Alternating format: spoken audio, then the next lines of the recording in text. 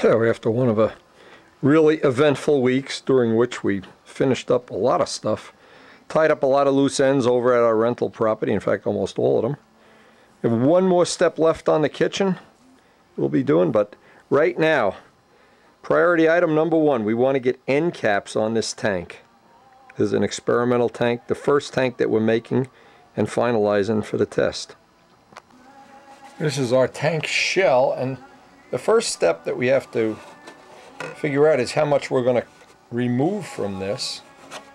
See, we have this gauge that I guess we didn't intend it to be a gauge, but it turned out to be a gauge of how much of this tank we're going to ultimately use. Now I want to trim this off right now. Two reasons is at the end, this got very thin at the end. So I want to, and I'm going to leave it a little bit oversized because step one is I got to be able to get this in and out of the plane conveniently. So we're going to start by cutting this amount off, and then that would then be my gauge plus about 1/4 of an inch, and I'll see if I can get an exact fit that's going to be as wide as it can be and still go into the fuselage. And I want to make sure this is a 90-degree back end.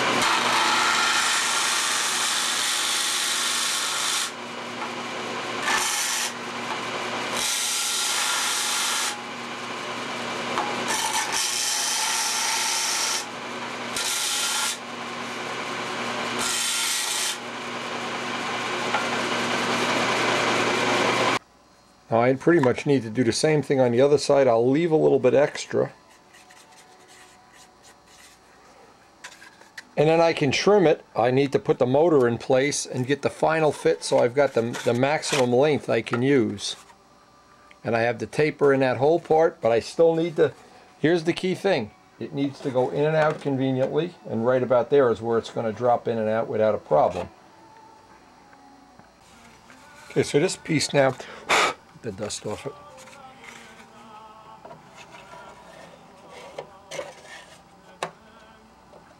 Is going to be a good fit, and we're allowing a little extra for the back plates, which I guess about, well, we're going to be tight with the back plates. We're going to have to make the back plate as thin as possible. In fact, rather than run a risk that that's going to be a problem, see, what I had done is left this a little bit longer. I'm going to take that little bit off because I don't want to run into a risk once I build this up that all of a sudden I'm going to have that the whole thing's done and it hits the engine. Now the next thing I want to do is where I'm going to have the end cap, I want to roughen everything up. In fact, I'm going to roughen the whole thing up.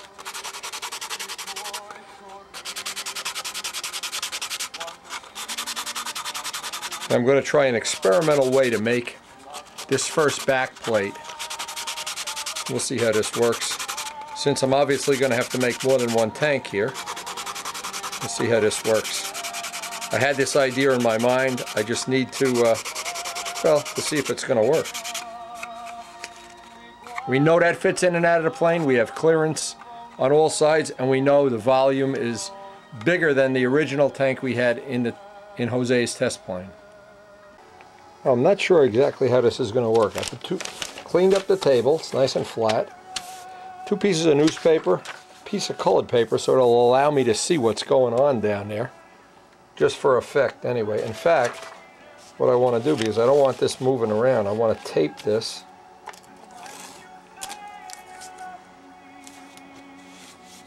And again, this is the first time we're doing this, so if it doesn't work, yeah, we're free to fail. Now, I want to take this piece of paper, and when you run into a problem, now I thought about, again, having Doran make aluminum molds or Midgley or somebody, and all of the work that goes into that. Well, now I have a scrap piece of this sheet Teflon that I got from Dave. And this is going to, I hope, going to be the answer. But we'll find out. Now this will be the flat side of it. And since each one is a unique thing, we don't have, the problem is we don't have like a general, each one is going to be a couple of thousandths different. Now when I lay that out there, nothing will stick to the Teflon, of course. I can lay that out, and what I want to do, and this is the tricky part, I want to make a little box. Well, let's see if this works, and I'll get a new blade here. Make a little box around this, but I need something to hold this down with. See, that's the problem right now, is how do you hold this down? I'm going to try tape as the first choice. You know, now the truth is, if you have an unlimited budget, and this is just a common way of doing it, if you have an unlimited budget, say you work at Boeing or you work at, well, some place where you have an unlimited budget, well, you know, nothing is undoable then. What's undoable is when you're a modeler and you're trying to do it with pieces of 1/4 inch wood and sheets of Teflon instead of carved blocks of titanium. Now, making this kind of a little end cap mold, I have an idea of how I wanted to try doing it. Not really sure if it's going to work, but it's not going to cost me a lot to find out. Now, the first thing I have to figure out is how I can make a box. A box is going to be the starting point. Now, I want to see what tape. Let's see if this tape will... Remember, we made all those box molds? And boy, talk about funny things. One of these nostalgic things I'm going to have to put on video again is when we originally started doing the molds. Boy, was that an adventure. Now, let's see if I can... Yeah, I can put a little pressure on that. That's okay. Now, to do this kind of a box, one side has to be square. The other side can just stick out. So if I put this piece of tape on here, and I'm not sure the tape is going to stick as good as I think it is to the Teflon, but we'll find out. And the key here is this is inexpensive. This I can change it, modify it, make new ones, because I'm going to have to make several of these, and it's not something I want to... Let me just see if I'm doing this, if I'm getting what I want. Nope. Maybe further back. Actually, why don't I just put the part in there, and it would work. Now once I have that, I can seal the top. You know, on a box, on a molding box where all 4 sides stick out, it's not a problem.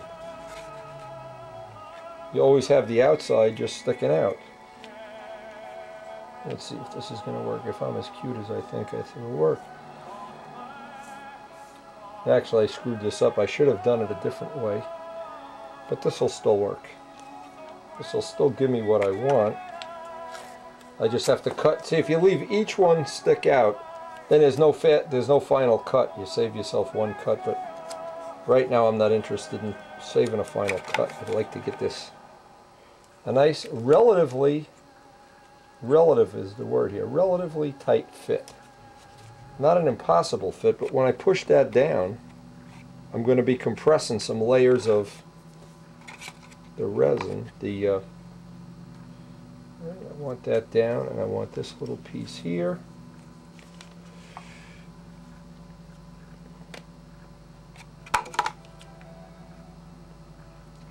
And what this has given me, and what I want this to be, is that I have total flexibility. I totally can change this. Even if I make this a 1/16 of an inch short or longer, I can just reposition these. Now they make molding boxes that are made to do this. They're professional things. Yeah, George Venturini had one. He was going to loan it to me one time, and I'm sorry I didn't take advantage of that. But he had a 4-sided box that you could constantly make molding boxes. But if you have a piece of 1/4 inch wood, I think you can live without it. And here's the nice part. I mean, the investment here is probably $1/4. Now let's just see if this is a lucky day, when it's not. Dirty Harry or not.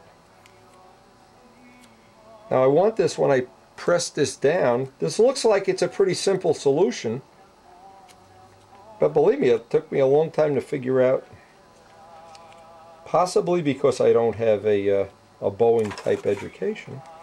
I got to figure all this stuff out myself. Okay, so what I'm going to wind up with here is a box. Nothing sophisticated other than it's a box. Some of the tape is hopefully going to hold this down in place. And I've got a press fit in. And that's what I really want to have. Now I guess what I could do too is I could put something in the corner here to make these a radius. Not sure I need to do that.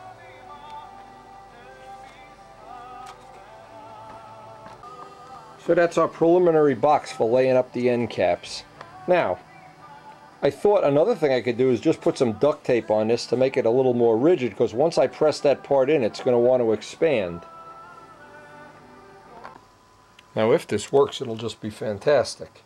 It'll have solved one of the original problems of trying to come up with something. If it doesn't work, we're not out hundreds of hours of machining.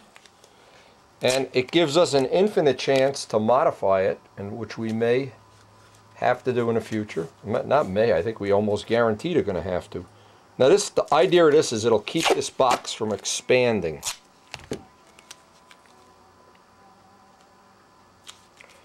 It hopefully will hold it in one position. Now what we're going to do is cut up, I'm going to guess maybe 10 layers of half-ounce cloth, wet them out, lay them in there, and then using this as a press, try to press it right in. And using that pressure, well, we got to see if it's our lucky day. I got to cut up some cloth and wet it out. Now the first thing I want to do, I want to have a piece of carbon fiber in there, because this is going to take where all the tubes are going to go. And I would really like to have a little extra strength around the areas where the tubes are going to go. I don't need this. See, the problem is if I try to bend this around a corner, it's going to wrinkle up and make just a sloppy job. But I do want to have this.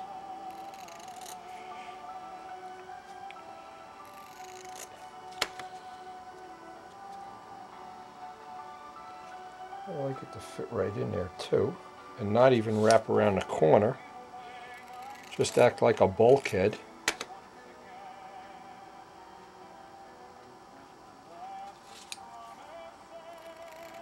Yeah, and it's really difficult. I guess, you know, it's part of that thing of everything's easy if you have a machine shop at your disposal, or in some cases a lot of money, or both. Some people have both. Unfortunately, I'm not one of them. So let's change that. Send me your next paycheck. Okay, so we have that clear. Now I need to cut up some half-ounce cloth. And we want these to wrap around the corners, and by the way, a good way to cut this lightweight cloth and get some nice cuts is just do it on newspaper. I need to make it a little bit bigger, maybe a 1/4 inch bigger in every dimension. And I'll cut up 10 pieces. So they, in essence, they are going to wrap around and come up along the sides. Now the resin that we're using is EPON 862.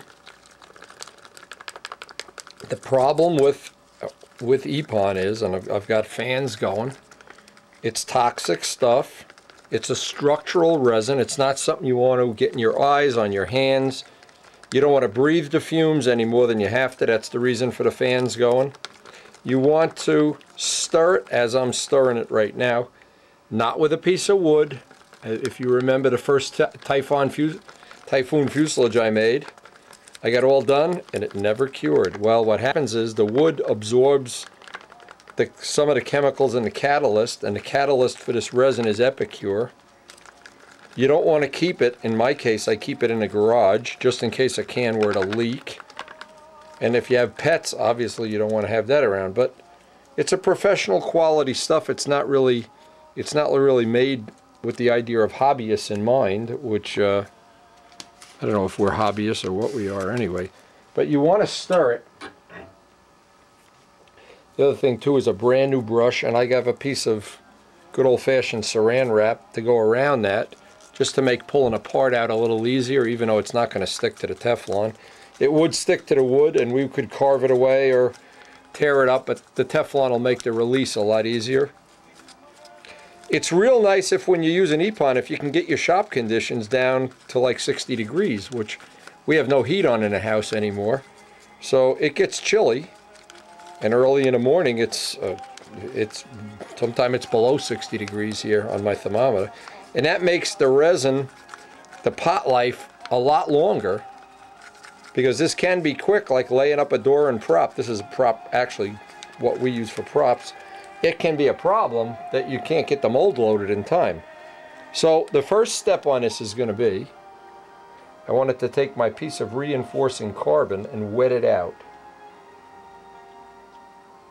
That's probably overkill because this would get wetted out at the time we're doing it, but this is going to hopefully hold the tubes in, give us good structure around the tube joints. Let's see if we can get it right in the middle. Yep. Like I said, good luck. But that's what we want to have, and I'm not sure this is going to work the way I want. But I'm prepared to admit I'm wrong. In fact, if this doesn't work, I'll just have to carve off the wood when I'm done.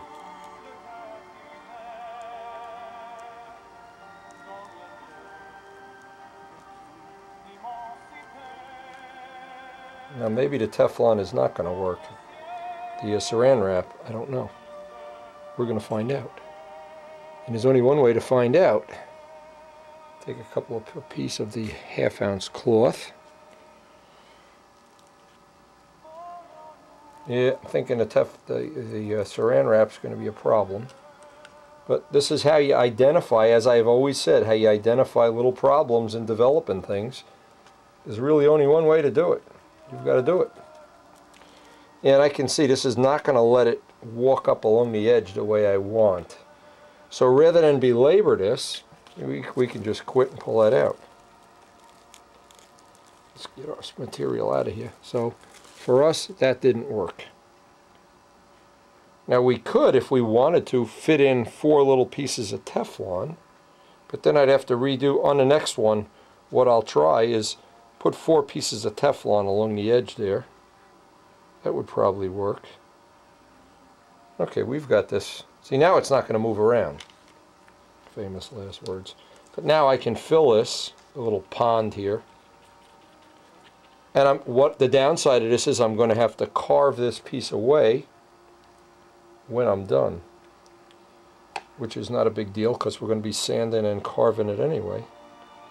But the one thing that I always try to keep in mind more than anything else is, in my case, I'm not good at making tanks. Joe Adamusco is. I'm probably way below average. So I've tried to push this technology. And Richard Oliver likes the plastic tanks for the convenience, the reason being convenience. Again, there's plenty of choices when you do this kind of stuff. You're not limited to 1 or 2 ways of doing things.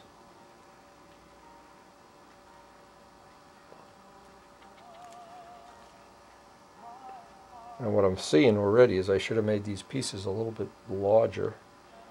In fact, what I'll do is I'll crisscross them this way, because I'm not getting enough coming up around the edge. And I don't need to worry about a joint here, that's for sure. So already we've learned something. These pieces have to be bigger.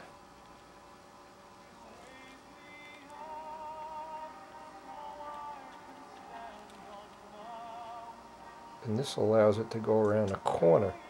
See, the problem with trying to do this with, if you were to make this whole piece out of carbon, and probably you could, I really shouldn't discount that yet, but the carbon doesn't want to bend around a corner, and then it makes a big ugly corner that you have to somehow deal with. And this will all get cut off, so that won't even matter. Let's just put some more layers of this in.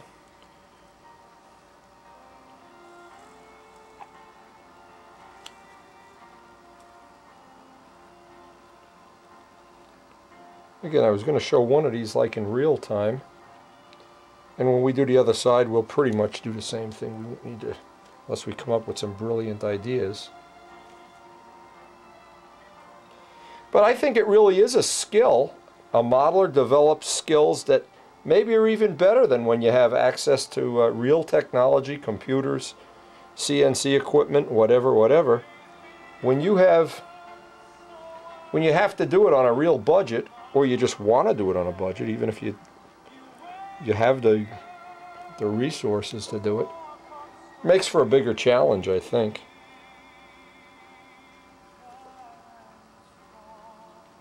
And once we do a few of these, it won't take long, and I'll have hopefully zeroed in on what needs to change. Even if I have to throw one or two of these away, it doesn't matter.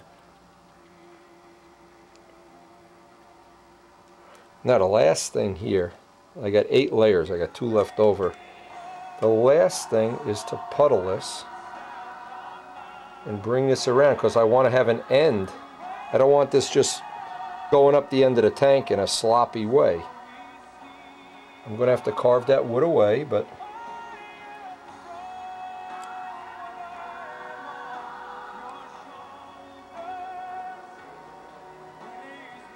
that should make for a nice strong end cap. And we probably could think about using, the way I'm looking at this, maybe less layers. Maybe 5 would be enough. We'll find out. That we'll find out right away. Now I want to dry my hands. I don't want to get the tank all schmutz-a-doolied up. Now I've got this part of the tank.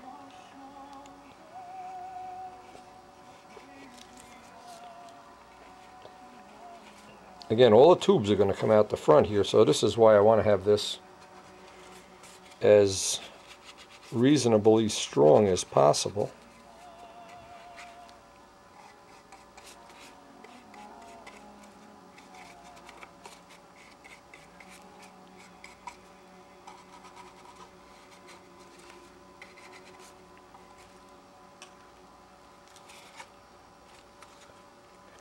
Now let's see if it's our lucky day.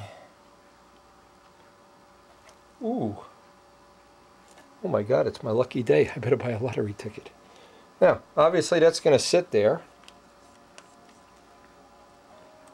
And we'll see if that end cap stays on the way we want it to.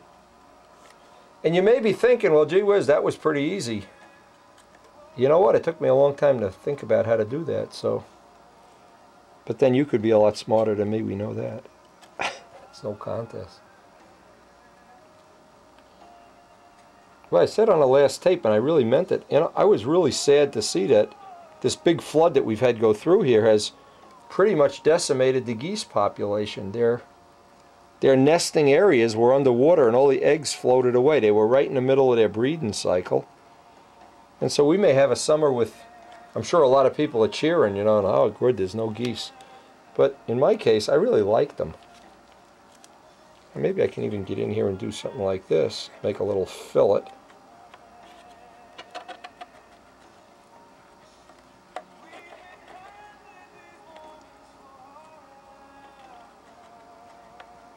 See, because all of the shimming and all of the weight gets distributed on the end caps. That's why the end caps have to be solid. We don't use the middle of the tank like you do on a tin tank for structure. Now, when we come back in the morning, or tomorrow, or next week, or whenever, unless we have some other flood, I can put some kind of weight on here. What would be an appropriate weight? Something heavy, but not too heavy. It doesn't have to go down.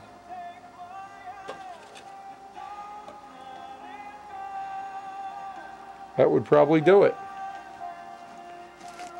Now, when we come back in the morning, or tomorrow, or whenever, this will be interesting to see if we can just carve off the wood around that end cap, and we'll pretty much, then we'll be ready to install the tubes. Now, while this is, and I still have some resin left over, while this is cooking away, I'm going to get busy and lay up another tank body out of the pink foam. Even though I don't have, I'm going to try just 5-minute epoxy this time, so I don't want that goop in there.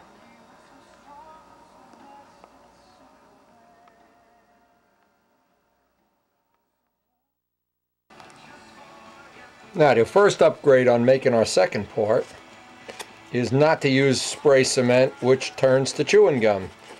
The acetone won't hurt this, and hopefully we'll be able to pull this out in one piece. So I'm just going to glue up. I'm going to try to get a couple of these made up while I'm waiting for seeing how my end cap's going to work out.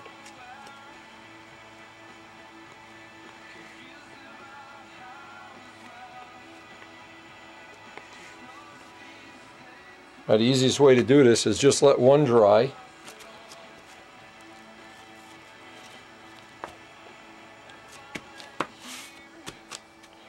And once that kicks off and dries, then I can use this for the pattern and saw it out, and it'll be all in one piece.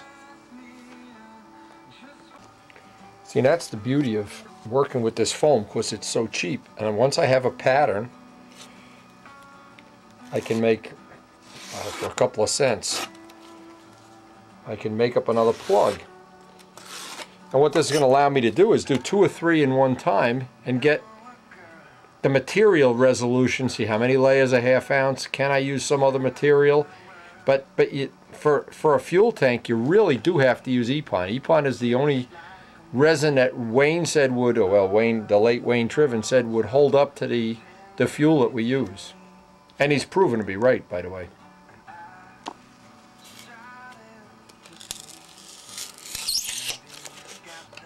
Maybe I should just saw these, it's easier.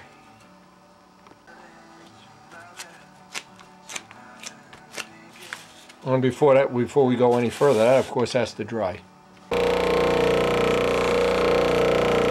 the epoxy's dry. We're ready to do a final shaping on this. Then we can lay up 2 more tank bodies so that tomorrow, which is predicted to be a rainy day, we'll have 3 tanks to work on.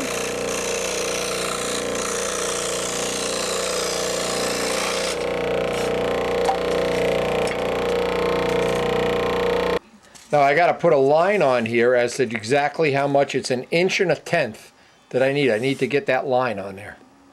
What I did, I scribed a line on here, and I'm going to work right down to that line.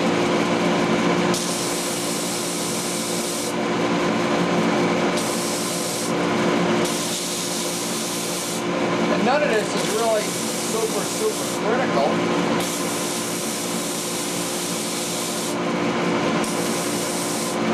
Like to be close.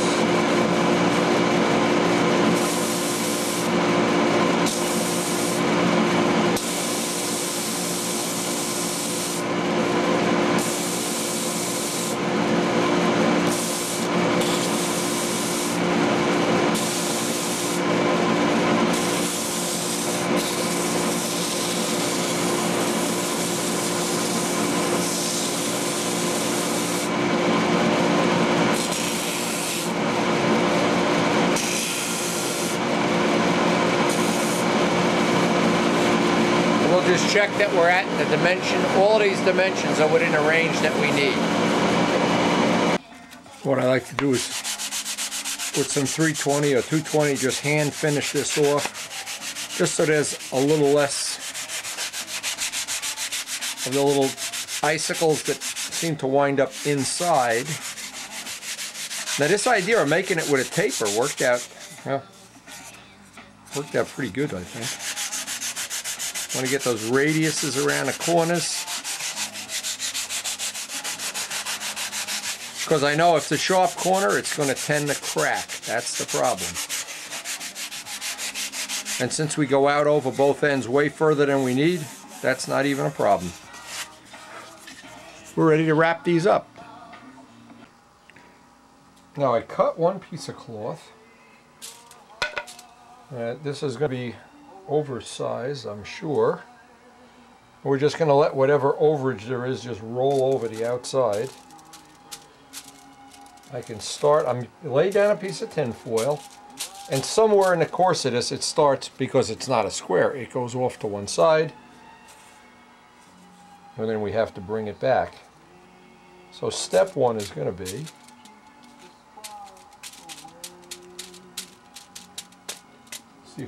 Still have some resin here. Nah, this resin. See, I was going to hopefully use this resin up.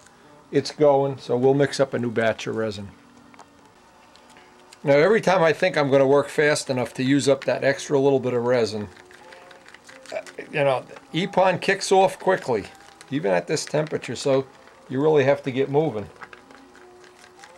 Anyway, and again, I just mention again because you'll lose a part if you don't.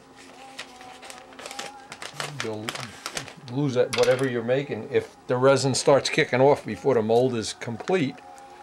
Now in this case, I put two of them together. I'm hoping I can get two of these laid up right in the same amount of time.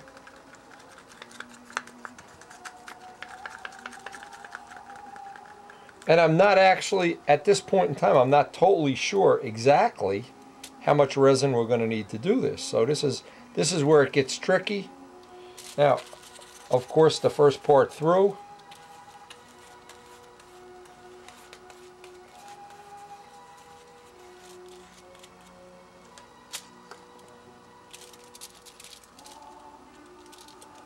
And let's see if we...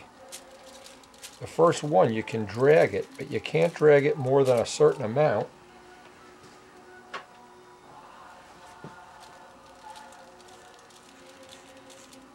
And that kind of tightens it up so you don't have a lot of wrinkles.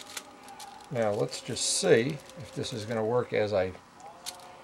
See, every time I plan this, you really never know if it's going to work or not. The first one has to get totally saturated, otherwise the subsequent layers are not going to stick. But I can just do this roly-poly thing here.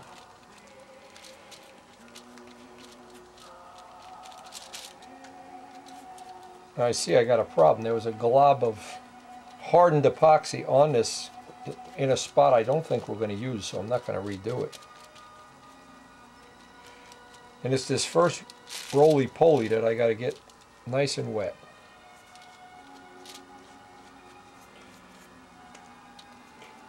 So I've called Rich. I've told him be ready to go to work tomorrow on this Stuka thing.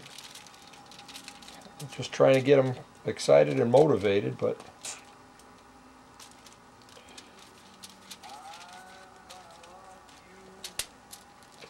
to give him the break he deserves. He really does have a big-time business that needs his full attention from time to time, and right now is an unfortunate thing that right now, while we're trying to finish the Stuka, he's caught up in it.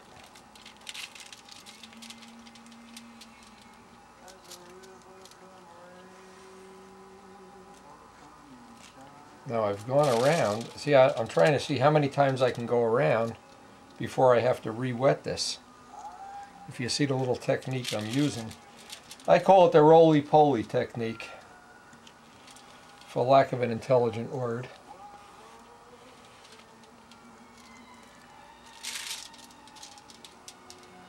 And at some point in time, you actually see that the cloth is dry, and then you know you got to paint on some more resin. Now, because I left this piece plenty long on both sides, I'm not running out of material as I had in the past.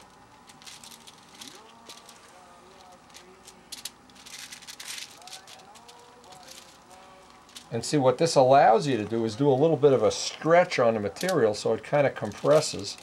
And I had thought about using Dennis's method with the balloon. In fact, I went out and had Karen buy some balloons, but right now I'm satisfied the way these are working out.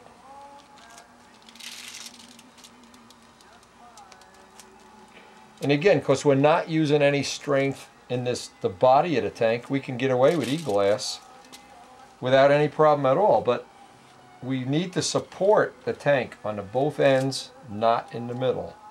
That's the key to this whole, making this whole thing work.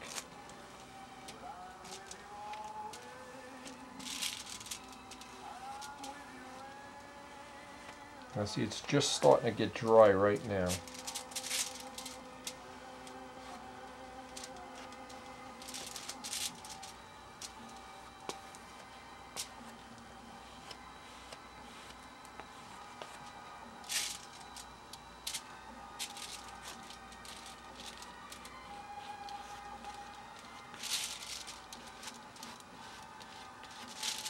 One down.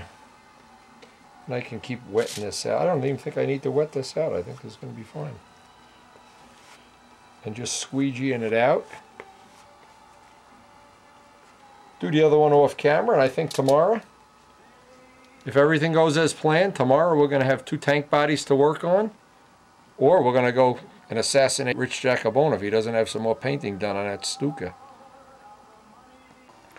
Got a last little thing to do here before we put this one away. We'll get a clean sheet of Teflon. Lay that down. See if we got a clean side, a dirty side. That looks good. Can lay our part. Get another sheet of Teflon. I really ought to clean these sheets up.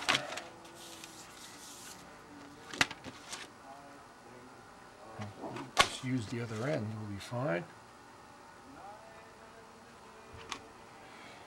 Get something flat that we know is half flat anyway.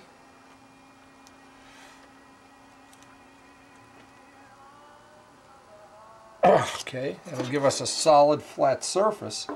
The idea of the solid flat, let's get this straight. The solid flat surface on both sides is so we don't have something that's rubbing on a shim or not rubbing. And I'll get the other one done off camera. This is going to go, well, pretty redundant from this point on, because I'm sure that we're going to be able to make this work. I really feel confident that this is going to be one of the things we can add to our little arsenal of parts we can make.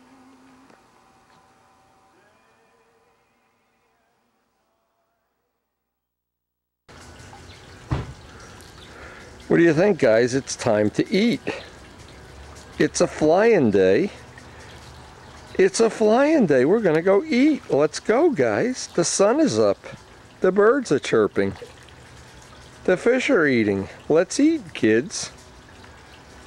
There we go. That's the whole deal. The water's clear as a bell. Amos and Andy.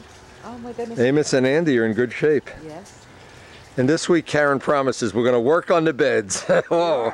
We're gonna work. Oh, the mama duck. That's a shame about the geese. We read that in the paper about the geese had lost a lot of their young. Oh my God.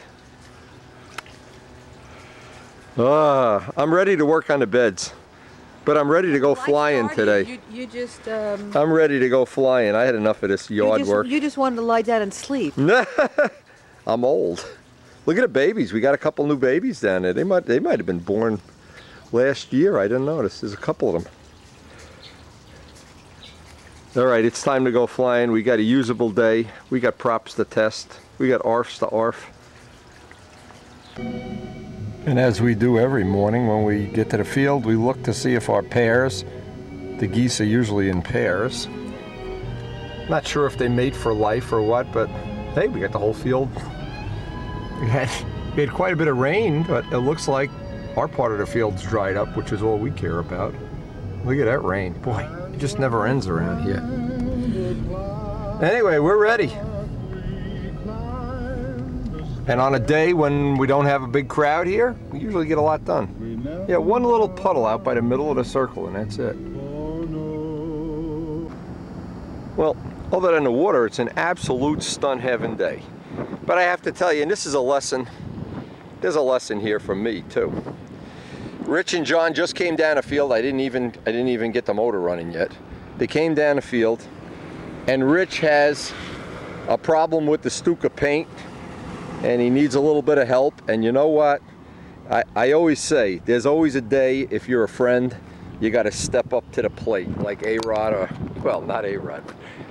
And today, we got to step up to the plate. John and I have to step up and give Rich a day, because otherwise the Stuka might not go to Texas, and I know everybody wants to see the Stuka fly, so this is the day we step up to the plate.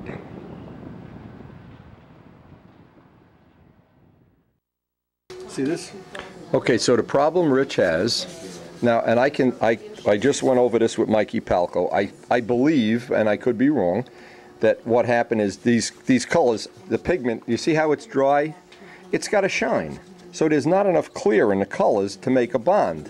So let's see if my thesis is right, but the yellow, we got to backmask it, of course, and we're going to try to set up Rich's airbrush. He doesn't have his airbrush running.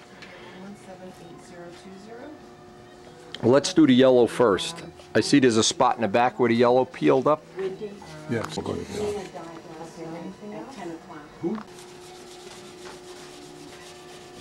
Anyway, the problem is the She passed funeral away, is huh? in, yeah, I should help you out. Now there's a couple of spots here, It's in Cape May. back here. What this is telling you, that this has been sprayed. My theory is there's not enough clear in the paint. And that the tape, and I got to see where's your blue tape? Wrong tape. End of discussion. I thought you had blue tape. This is blue vinyl tape. I could have brought you some. That stuff pulls everything up. See, they make tape. It's this tape. You buy it in Home Depot. This is stickier. Blue is less sticky. So that's the trick, is to have the blue, which is right here. Yeah, this is the tape you need. This is much stickier. This is very sticky, this tape, Rich. They'll show up. This guy came. I beg of you, don't suggest. So you want to do all the sanding here, and then we'll take it down to your garage. Yeah. We'll do the painting at the garage. Oh, Dougie, please, bring Laura. And definitely, you got the airbrush over there? Yeah. Okay. I got everything there. And you got retarder. Do you want to put a little retarder in this? I'll come back, I'll make sure they get to school. No problem. Be there to make sure Chicky they to the get- rescue. Please. I got Chicky hanging up. Have you seen? Yeah, I saw you got Chicky hanging up over there. No. That's the only reason I'm helping you, by the way. Where is Chicky? Every day. You know how long There's it took me Chicky. to hang him up? Yeah, year. he's dead 2 years. I'll He's rolling over in his grave waiting for you to hang him up. beg of you, don't. See, now look at this paint. This is dull. It's like olive drab flat. It is. But this tells you right away, this should be a little shiny. This tells you you need more clear in the paint. And the clear is the binder. It helps hold the paint together. So,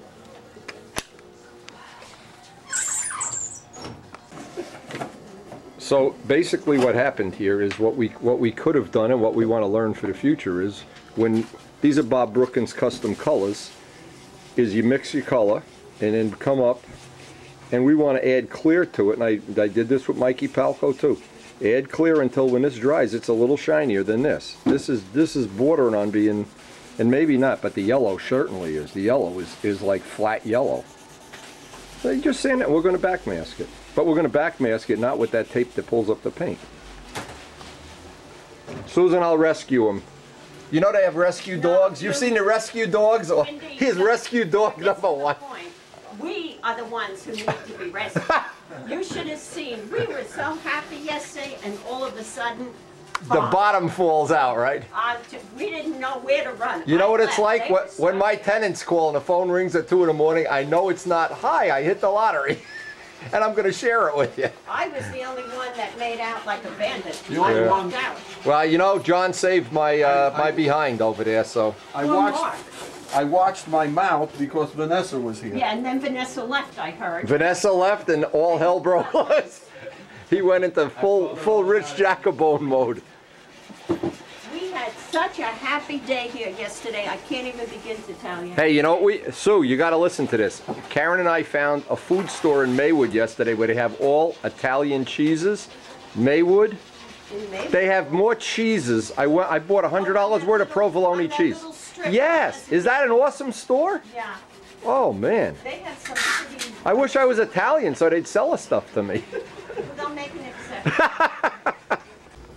Yeah, and Rich got the package today in the mail from Scott Dinger. This is one of the headers that the one outlet header for the 90, and it's offset to the outside of the circle, which I thought was worth trying anyway. But we're going to have 2 headers now, or 3. I got 2 of these with one stinger. But good we got these. I'll polish this up, and you can see the quality of the weld Scott Dinger does. It's just perfect in every way. You got yours with the double? Mine, Yeah, that's nice. He does nice work. I'll polish it for you. Give it to me and I'll polish What I it. intend to do is cut these down. Well, leave a little bit sticking out. Yeah. You're going to get oil on a Yeah, plane. no, I know. But Leave a quarter of an inch I'll or leave, something. I'll leave some, but this is an excess. But I'm Yeah. going to cut them down. But Yeah. they did a beautiful job. Oh, Look yeah. at this. And it's professional. This is not, you know, Windy and Bryan welding. This is pro. Mine doesn't leak a drop. You polish it, and it stays polished forever. It's unbelievable. Really nice. Yeah, he did it. And we got to put a gasket on that header, don't forget. Yeah, over here. Now, you know, it's funny. Not funny. When you have these issues, and I do, of course, you panic. Everything, the world ends, but then the next day, the sun shines, and, well, I don't know. I don't know what's going on here with this girl. But anyway, you know how they rescue, by us, they rescue puppies and cats? Well, today we got to rescue Rich. We call it the Rich Animal Rescue, Stuka Rescue Program. But I'm sure everybody that's ever been a modeler experiences that thing of you pull up the tape and up comes the paint, and you're not getting, it's a very simple thing, you're not getting a chemical bond. The paint is drying too fast. So we're going to try to give Rich a 101 on remixing the paint. And I think what's really happened is he's just got too much pigment in the paint. In fact, maybe I ought to better park outside. Anyway, one of the things I'm going to be able to do is check that the prototype tank fits in Rich's plane and one of the spares. And this is a good thing if you're ever doing anything epoxy related. Once it gets to where it's not sticky, just put it on the dashboard of your car and park it in the sun. It's kind of like a free little quick dry. But of course, when we're all done, these need to be post-cured. That looked like it dried up pretty good. I got to carve away all that wood. I'm not sure if this is going to work exactly how I want, but boy, it's certainly ultra light. This actually might be lighter than the other tanks. I don't know until we finish one. Now, I always like to put the human side on the video, and of course Rich and Susan and their 2 children, they live in this absolutely beautiful house, manicured, beautiful. He's got a jukebox, nice 3-car garage, well maintained, but he still needs to figure out how to put retarder in the paint. So, not to belabor it, he's on his way here.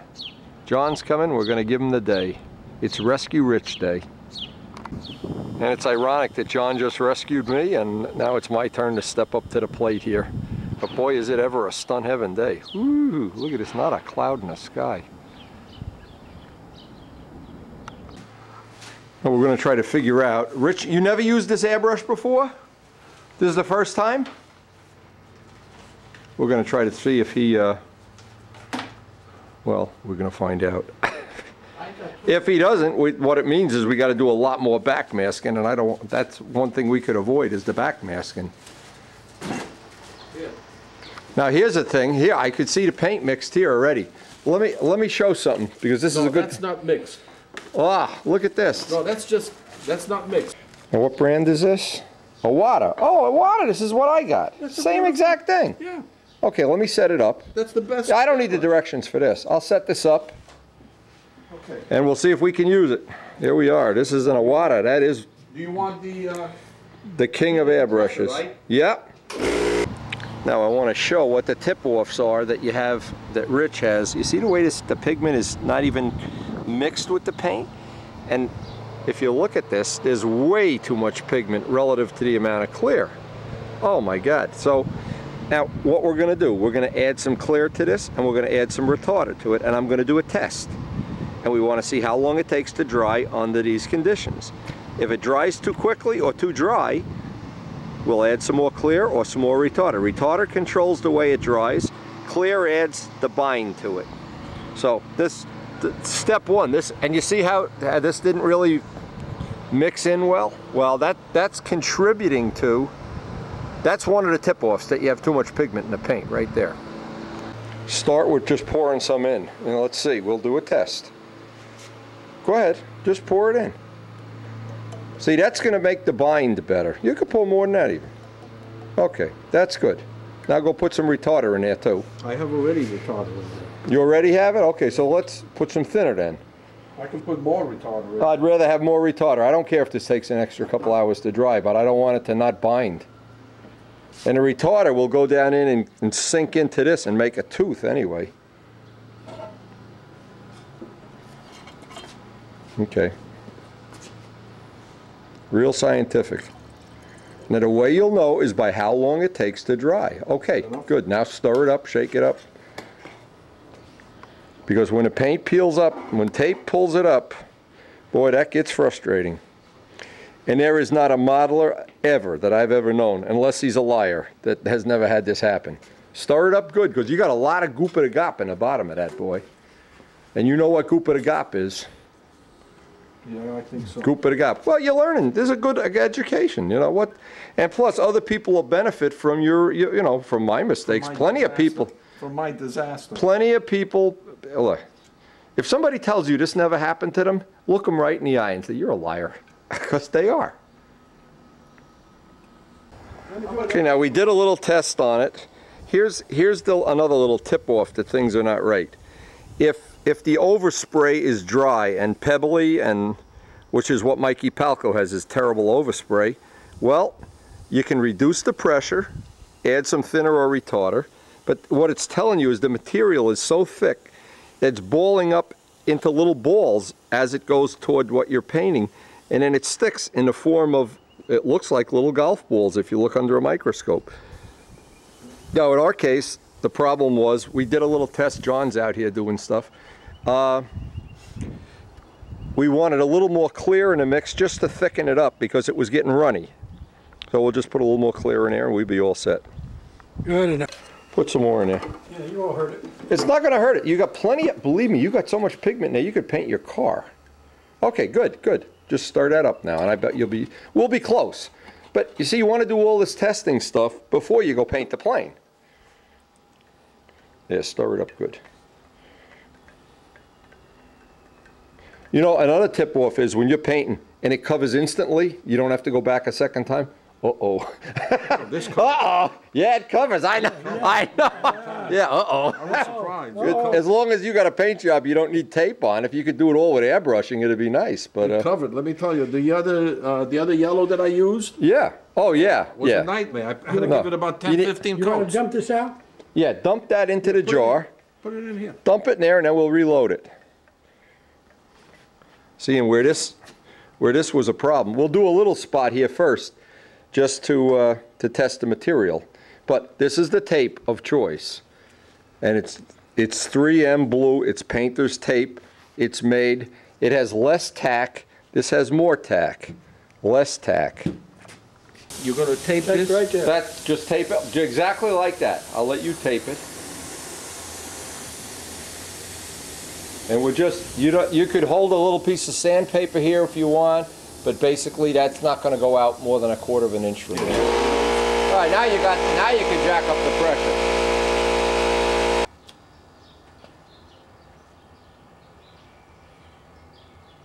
Now just go over there and get a couple of paper towels, John. Okay. You don't even have to tape them down. So you want to bring this around here a little more. Just for that corner. I want you to touch up. Wherever you know, I need the thickness of that tape to do it. I need you to touch up this here, see? Yeah. Yeah, I see it. And over here on the back. Okay, now all you got to do with this, don't even tape it down unless you, well, if you want to tape it, but you could hold it there. I use sandpaper, just use sandpaper right upside there. down. Just put it, yeah. Let's do the easiest spot first. While I'm spraying this, you can set up the tail and leave the nose for last. Then you'll know what you have in it, you know, going on here. Hold the paper towel. Just put some tension on it like that, okay?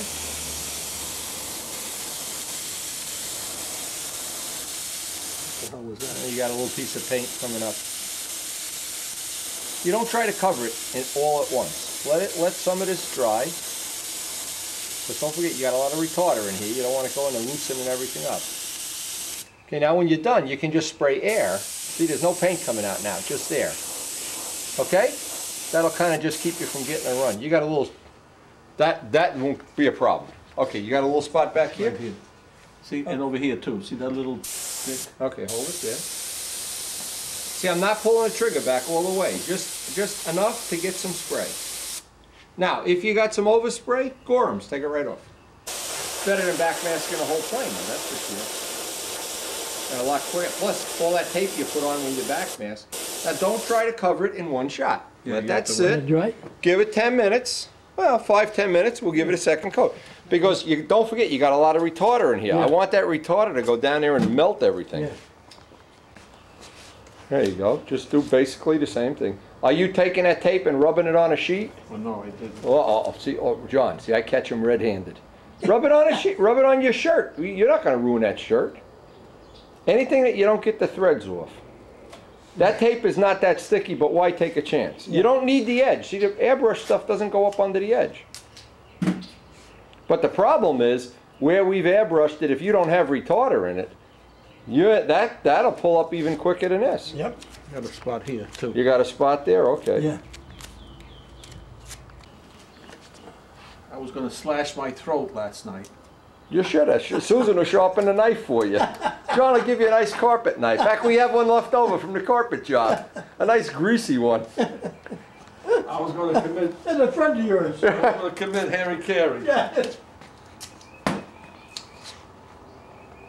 It's of a saint. Trust me. Oh, and I don't have to. When mention- you're a model, people say, "Oh, I got a big problem. My Mercedes, it doesn't smell like new leather anymore." Or something. That's You're nothing. laughing at. Oh, I got water in my basement. Who cares? We got water in the whole house. Now, what I want you to do is just watch how I'm doing this, but you don't have to do it. But the next time you're going to do this, I'll come up here and we'll practice a little bit. You know, don't go through this again. Yeah, with the. Okay, just hold it with your bare hand. Yeah. Okay, I got it. See, don't push the trigger down all the way and pull it back where it's going to make a run. Just go a little. You see the paint coming out little by little by little. Let it just, and don't try to do it in one shot. Let that dry. Now, you come back 10 minutes. Do the tail. Get the little part on the tail done. Yeah, but I can remember days. I had a plane, John. I remember. You probably remember it. The Blue Angel. I made a Larry Scorinzi blue. Yeah, yeah. And I put the tape on, and something happened, and I didn't take the tape off for 2 weeks. Oh, gee. And I put it in the garage. My That's mother made another me put it in thing the garage. that happened here. I left the tape on. Cold weather and tape. Oh. Oh, it may as well have been glued on with hot stuff.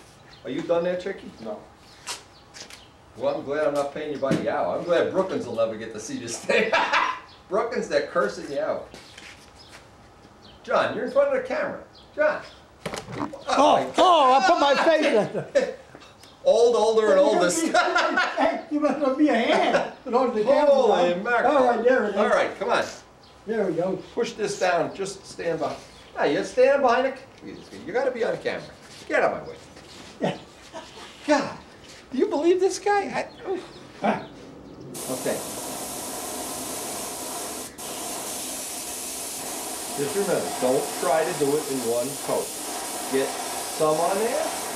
When you go back 10 minutes later, it'll cover and you won't have any run. And you'll be your fat away. Good enough. And you won't have to remask the whole plane and go nuts and gooey.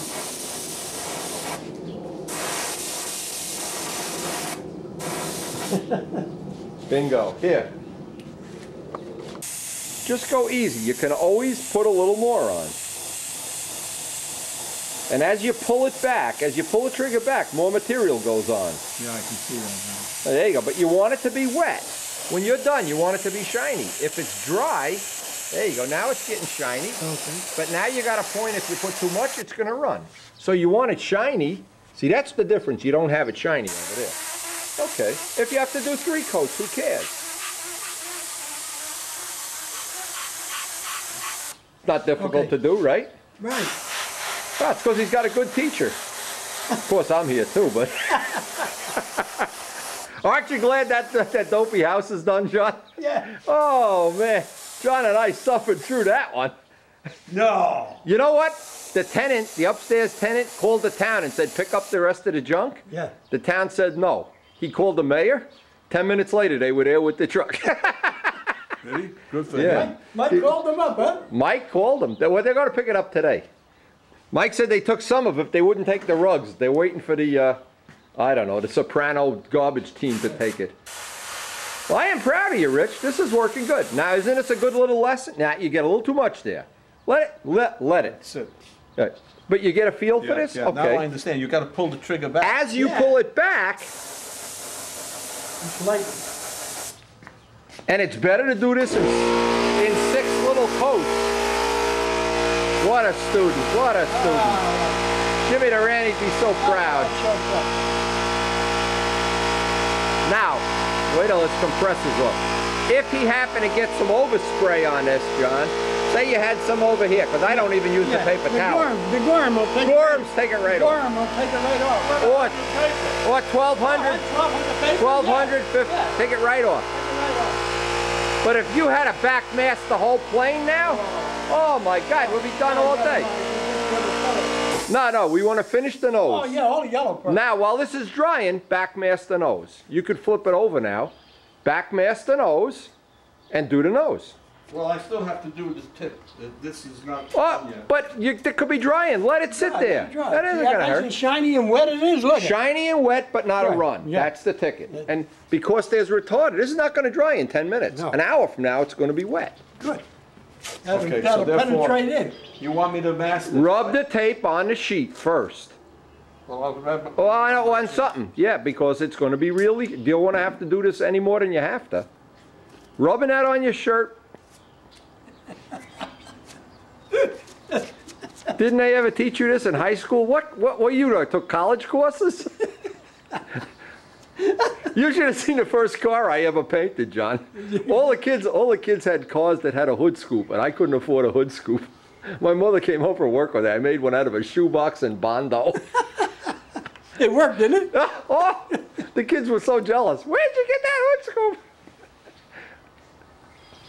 It was more fun than working with Rich. Well, not really. Nothing is more fun. Nothing's more fun than watching Rich. You should have seen me last night. When I send this to Matt Newman, Matt Newman's going to be so jealous, he'll run out and build a Stuka. You should have seen me last night. I can imagine. And yesterday afternoon when I was taking the tape off. Yeah. You know, one thing I notice among modelers, they all have a temper. Something goes wrong at the field, prop comes loose, glow plug, paint comes up. I'm going to commit suicide. Everybody's a Hannibal Lecter at some point in time.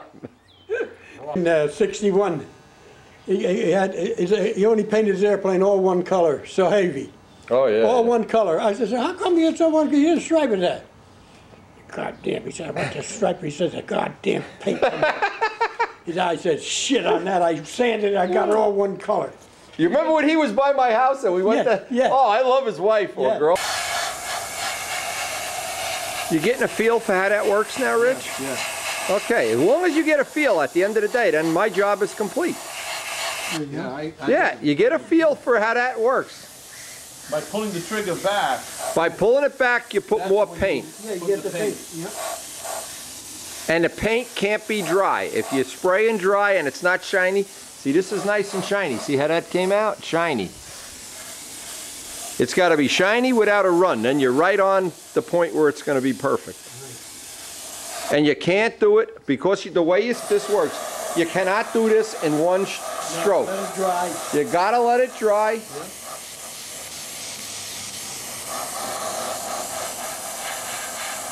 Believe me, an airbrush is your friend, but you got to know what the limitations are. Well, you got to know how to use it too. No, well, you got to practice. The limitations are there's certain things that it's not good for.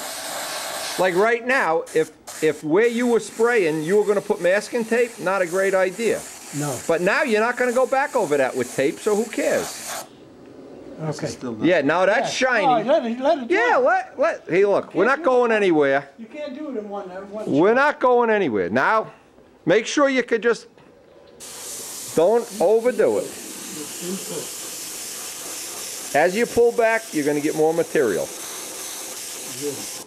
Now, you don't have to worry that you can see the little, that's lower. Because when you shoot clear, it's the outer tip. Just blow an extra 5 coats of clear on it.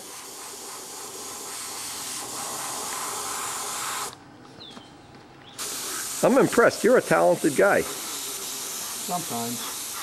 When I That's not what John and I say about you when you're not here. Especially John. When I take the tape off. Well, we'll see if when you pull this tape up, if it pulls up paint. Then I know John gave you a bada bing roll of tape. Yeah, I'm the bada binger. Oh. And never use up old tape. That's another thing. As tape gets older, it gets stickier. Yeah. The day you're going to do this, go buy a fresh roll of tape. You use up some tape that's been in the box for 10 years and you find out it's like flypaper. Seriously, it is. That's right. You ask Jimmy at the body shop. They don't use up old tape. I am really impressed. This man has talent. Matt Newman is going to be so jealous. Johnny? I gotta go. So jealous. What do you mean, where am I going? While he's learning how to airbrush, let's see. Oh, I can- Oh, you can't even get it out. Open it back. Take a look.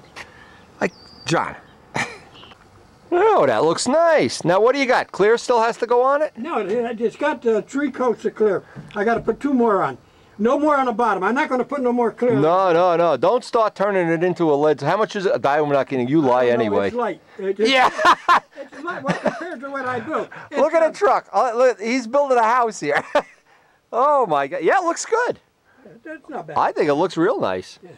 Not bad. Now, you got the 76 in there, right? Yeah. All right. Yeah. You're not going to fool around with that. No, I got to put the flaps in the elevators on. Okay. Glue them in, and she's ready to go. We can start it. Oh, man, I'm telling you. Yeah. John, I really appreciate that you helped me out there the last couple of weeks. Don't worry about it. You know, I know what Larry Scarinzi says about you, and it's all true. Yeah. All right. Done an auction. Now you got to turn this over. Is there any on the top you have to do on the front? Yeah, I have to do the front. Okay, you got to flip it. But I mean, you're comfortable using this airbrush now, right? Yeah, do all of the clear. Do all of the yellow. All the yellow. Then you can wash the gun. What'd you do? Put your finger in it? No, the wind blew the Oh. towel on it. No, don't worry. When the clear goes on, You know, that blew it right off. That clear. now Rich Oliver's. I was ready to throw that airplane away until I put the clear. Then the clear made it look pretty good. Don't worry, we'll buff it out for you. I got that automotive buffer going. Yeah. Yeah, that's what Gene uses. I know. Wait till he catches a flap and it goes flying across the field like a pizza pie. Schaefer. I did one too. Oh, With Mike Rogers holding the plane. oh, Jesus.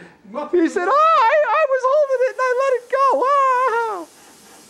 Boy, that thing went around like a boomerang. Unbelievable. You got to do the flap. Oh. Half of it. You can't go all the way to the Oh, end. no. Catch- No. Hold that thing up. Metters did one that flew across their yard too. Yeah. We all did it. Oh, of course. That's because we're all bada bings, isn't it? Poor Gene. Poor Genie. Now, look at why don't you put a nail in the wall so you can hang this up? That's gonna fall. And it's gonna fall right on the tip, and then you have no airbrush. Put a nail, look, here. Yeah, got it. Look, what do you need a shovel for? Don't knock it Get down. rid of that big shovel and hang it up on the wall. God. Airbrushing, we don't need the shovel today, Rich. We're not gonna dig your grave. Yeah. Put that up there. Hey, look at this. Look at this. What a guy. High tech. Just be careful. God. You can pull a tape over this now. Well, it's not done yet. What do you mean it ain't done yet? I got to put some more stuff on it. You could put more. Hey, where are you going? Now, the trick is, you see the little bottle you have with that? You get another bottle and you could do this other color. You got the blue. And you just change the bottle. You put some thinner, but what are you rushing for, you know? I'm rushing because I want to get this done for Texas. I want to Is put that clear the on right it this time? Quarter to afternoon. 12? Yeah, that's why I said. Is it lunchtime already? We'll go to lunch. You want to go to lunch? Yeah, we'll buy some pizza or whatever.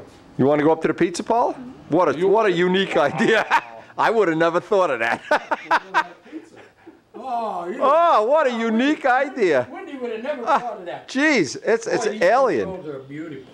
I wish mine were like that. Mine. Oh, that stuff? Mack truck. How come, I Johnny? don't know. Who the hell knows? Hey, I get to All the right, point so where I Rich- say, that's good enough. Rich is getting to be an airbrush You know? expert here. That's good enough. So what we plan to do is get all the yellow done, or most of all of the yellow. Then we're going to go have a bite to eat. This way, this first coat of yellow will be drying.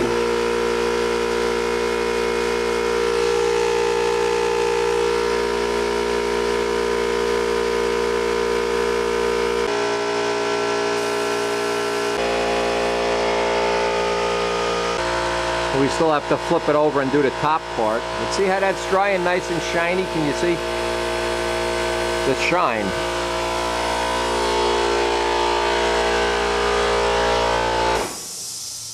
I think you got a good technique there going. I think that's going to be fine. I think from this point on, you're never going to have this problem again. I mean, what are you going to do if I die? I'm an old man. I could just be driving down the road and have a heart attack and die. Just think. The idea, Rich, is to get it, when you got to run it, means you put too much paint on it once. You want to do it in thinner coats, then a little run on the bottom there won't make any difference. You got an elevator here too, don't forget. Yeah, I know. One of these elevators has to go. Be masked. Let me see that Franny. Franny, we just had the best pizza pie in the world. We had Rich Jacobone pizza for lunch. Yeah, we didn't bring you home nothing for you. What a nice cat. The first day I was here, the cat was a little taken back. Now she's my best friend. What you're talking about there, Wendy? Look at the shine on it. Well, that's the name of that tune, my boy. All right, now it's dry. Yeah, see? That's the whole deal. Okay. But as long as you come out of a thing like this knowing what went wrong, it's not a problem. It's a problem when you don't know what the hell went wrong. Give it another coat. Yeah, you can't. It's the outboard tip. Paint the whole tip. Who cares? Just remember, as you pull that back, you know what I mean? Yeah.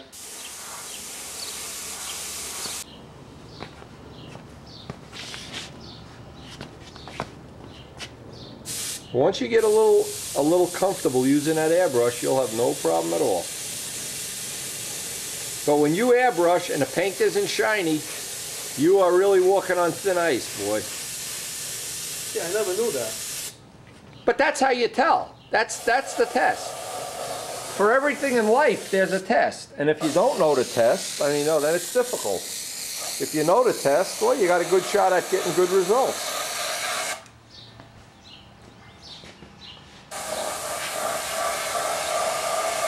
In fact, you know what we'll do this year at Brodax? We'll let you give a little airbrush demo. No. We'll let you be the poster boy for Airbrush America. No, Yeah, that's going to be good. Rich, that's going to be fine. See, the trick is, don't try to do it in one coat, because you're putting on very small amount of material this way too. I'm gonna take care of this. You got that one? Done. Okay. I'm gonna flip it around. But as long as you're comfortable using that airbrush, then we benefited today, you know? Then something you're one zloty ahead of where you were this morning. Oh, last night, I'm telling you. Where are you? Sue, he's a happy boy. He said, Wendy rescued me from the jaws of death. Wendy, let me tell you, you are forever in our debt. 1 year of free pizza will do. 1 year of free No, pizza. that won't even do. I think you should buy me a pizza parlor. How's it look, Rich? Looks good. I think he's happy. Look, as long as he's happy, I'm gonna flip it over. it's like Karen with the granite. If Karen's happy, I'm happy. If you guys excuse me, I'm doing ShopRite. Okay, now you got to do basically repeat the whole thing, and you got a spot on the side here that was where you sanded through. I would do that whole thing. Yeah. You know, carry it out. Once you get it painted by the line, carry it out. But you see now, with this tape, it's very difficult to make that curve. No, it's not. Rich, no. Huh? That's not how you do it. Lay it out on a piece of paper and cut a piece 1/8 inch wide. Okay. You understand how to do that? Cut a piece. Scissors are okay if you don't want. I don't have the Yeah, tape. make the curve. You understand? For everything you do, there's a way to do it and make it easy. Tell Karen we'll see her whenever. Well, I want you guys to come over and see the kitchen. I mean, maybe over the weekend. God forbid Rich should come over for a social visit and not have to bilk me out of some cannery tartar or something. At your leisure. Just Yeah, oh, Karen loves showing it off. Trust me. Yeah, you know, it's like when you have a new car, you want to take everybody for a ride. You know, She wants to make coffee for everybody. just say the word. We even had our neighbors come over. The neighbors were over there oogling the granite and everything. That's nice, though. Yeah. It looks good. Yeah, hey, if you got, why not enjoy See you it? guys later. I'm doing Okay. ShopRite. Okay. See you later, Sue. Bye. Bye, Wendy. Thank All right, no problem. I'm returning him to you tonight. No more suicide notes. You can have him back, in fact. Last night, he was worse than Leo on suicide watch. The Yankees lose. Oh, no. Oh, yeah. Oh, the Yankees are going to do a lot of losing this year, too. Oh, yeah. You know, Rob's a big Yankee fan. His Is whole he? world hinges on did the Yankees win. Leo's like that. Oh, my God. Every time they lose, you can't even get him on the phone. It's terrible. Oh, that's the same way Leo is. And he thinks, you know, he thinks it matters. Like they would care about him. Dope pays for the tickets. $80 a ticket. I tell him this all the time. $80. You think they You would could care? buy road jets. You think they would care about you? Nah. When that game's over, they're laughing. They're cashing your They check could and care laughing. less. See these dopey fans that spending all this money. So you got a little bit of overspray? Yeah, but that's nothing. That comes off with 1,200 yeah. Gorhams, anything. Polishes right out over here too. Take it right. Yeah, that little bit is nothing. Yeah, I'm glad you picked this up very quickly. I thought this was going to take a lot longer, but it just shows you've got a very high IQ. It looks like you have a picnic blanket and you're going for a picnic here with Stuka parts. Okay, now I gotta go ahead and cover this because I'm not keen on, I don't like the idea of putting stuff on. No, you know what always works good, Rich, is a clean towel. A towel's nice and heavy. God forbid he should have a towel. Yeah, a towel, see, the paper towel is too light, the wind blows it away. Yeah, there you go. Yeah, now you won't get any on there. The curve worked out fine there, it's no problem. Just give yourself a little bit of room.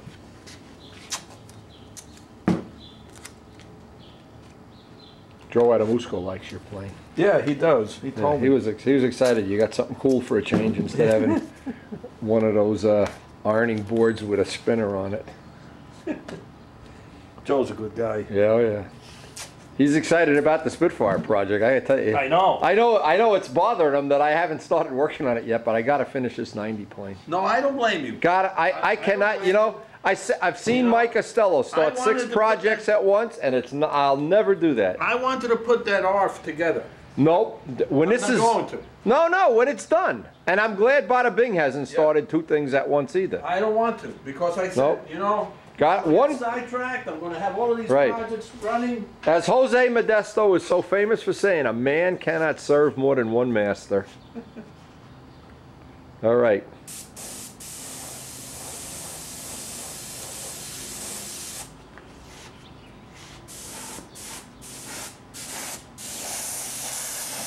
I just remember, don't try to cover it in one coat. You know, if you do that, that's when you run into trouble.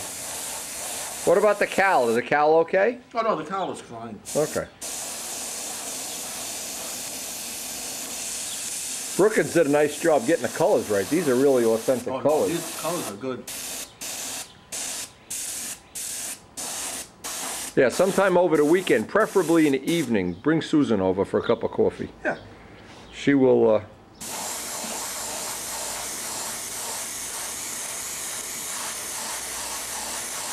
we can granitize her. I told her, if you want a granite countertop,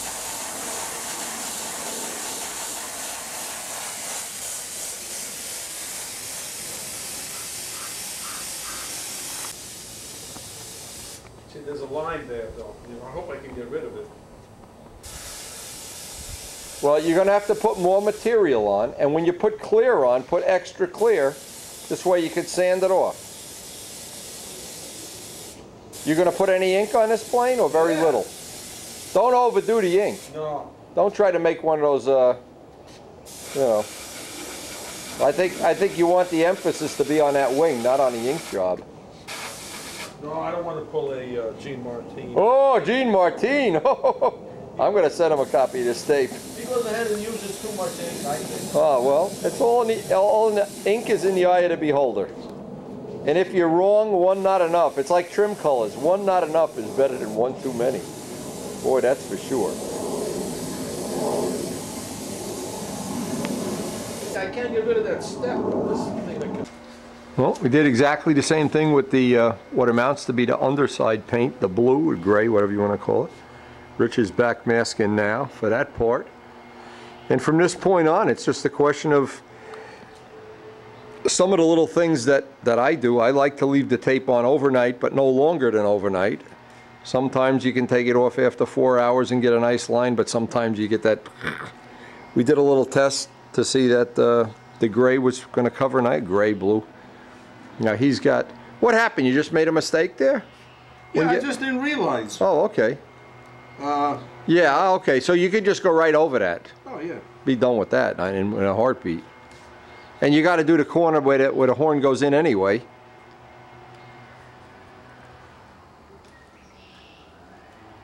The most important thing is to get the decals now. Because without the decals, you're going to be stuck in the water like a boat without a propeller. See, now here you might have to put more paint on because you're going over that dark color. But basically, don't try to do it all in one coat and run the risk of getting a run. And it's getting warm out there now. It'll dry up. What's the temperature now? It's over 60 degrees. Well, that's in the sun. Oh, okay.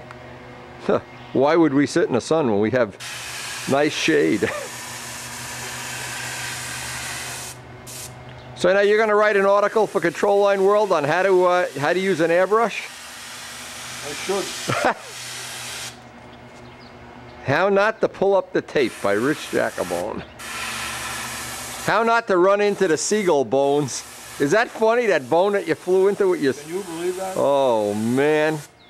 Can you believe it? And all the time you're flying with no wheel pants, you put the wheel pants on, you're right into a chicken bone. Amazing. Wasn't that something? That's unbelievable. All right, and you got another little spot on this wing. Tape a dually. Where the yellow is, you're basically done. You think so? Oh yeah, up here I could touch that with my hand now, that's fine. I gotta do Go that one. there.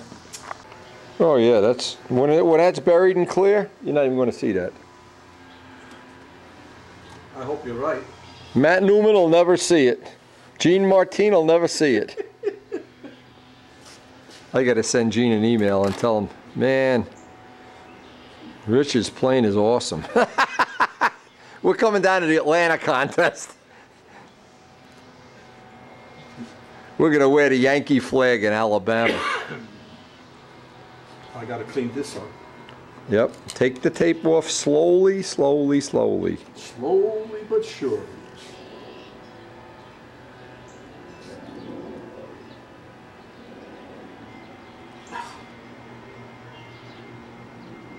Is it making a clean line yet or not? Yeah. Yeah, it is. But it's still a little, Yeah, well, maybe wait. Damn. We'll wait a little bit. you know, it's still damp. Well, look, you got other stuff to work on now. Work on this. Get all these spots and save that one for last. Besides, I would like to give it another coat of yellow here. Well, switch the bottles. That's why we have two bottles. He's got the gray bottle, switch to the yellow bottle, shoot another coat. Just run some through the airbrush before you know what I mean.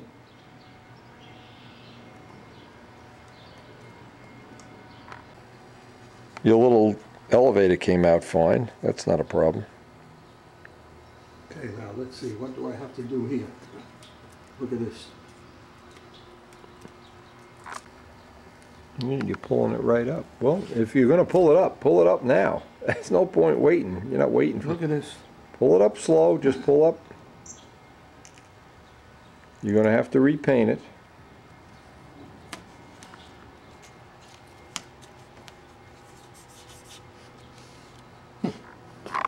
Mask, give that some time to dry. Mask off this little spot here.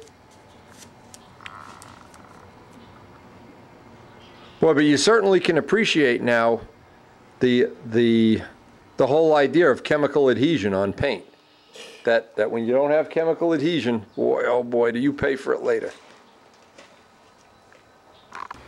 Yeah, you're at the point where you're going to have to show some restraint here before you go back and do that. I'm wondering, this would be scaring me a little bit too, you know.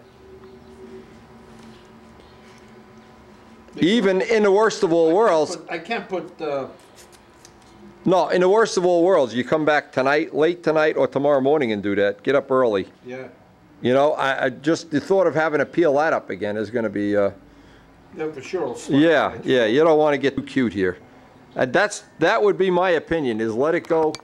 Don't get too cute. No, I'll just do the. Finish the rest of this, because I got to go get some work done today, too. Make sure you call Rich Oliver. Yeah. Get the decals, get the overnight going on that, if you can do that. And it's supposed to rain all day tomorrow, but I got to work with the granite guy tomorrow. So I'll be by the house if you have an issue. As soon as I'm done with the granite guy, and if John comes by, he's got to cut the rest of those rugs up today. So just tell him I'll be by the house. That's the end of that action.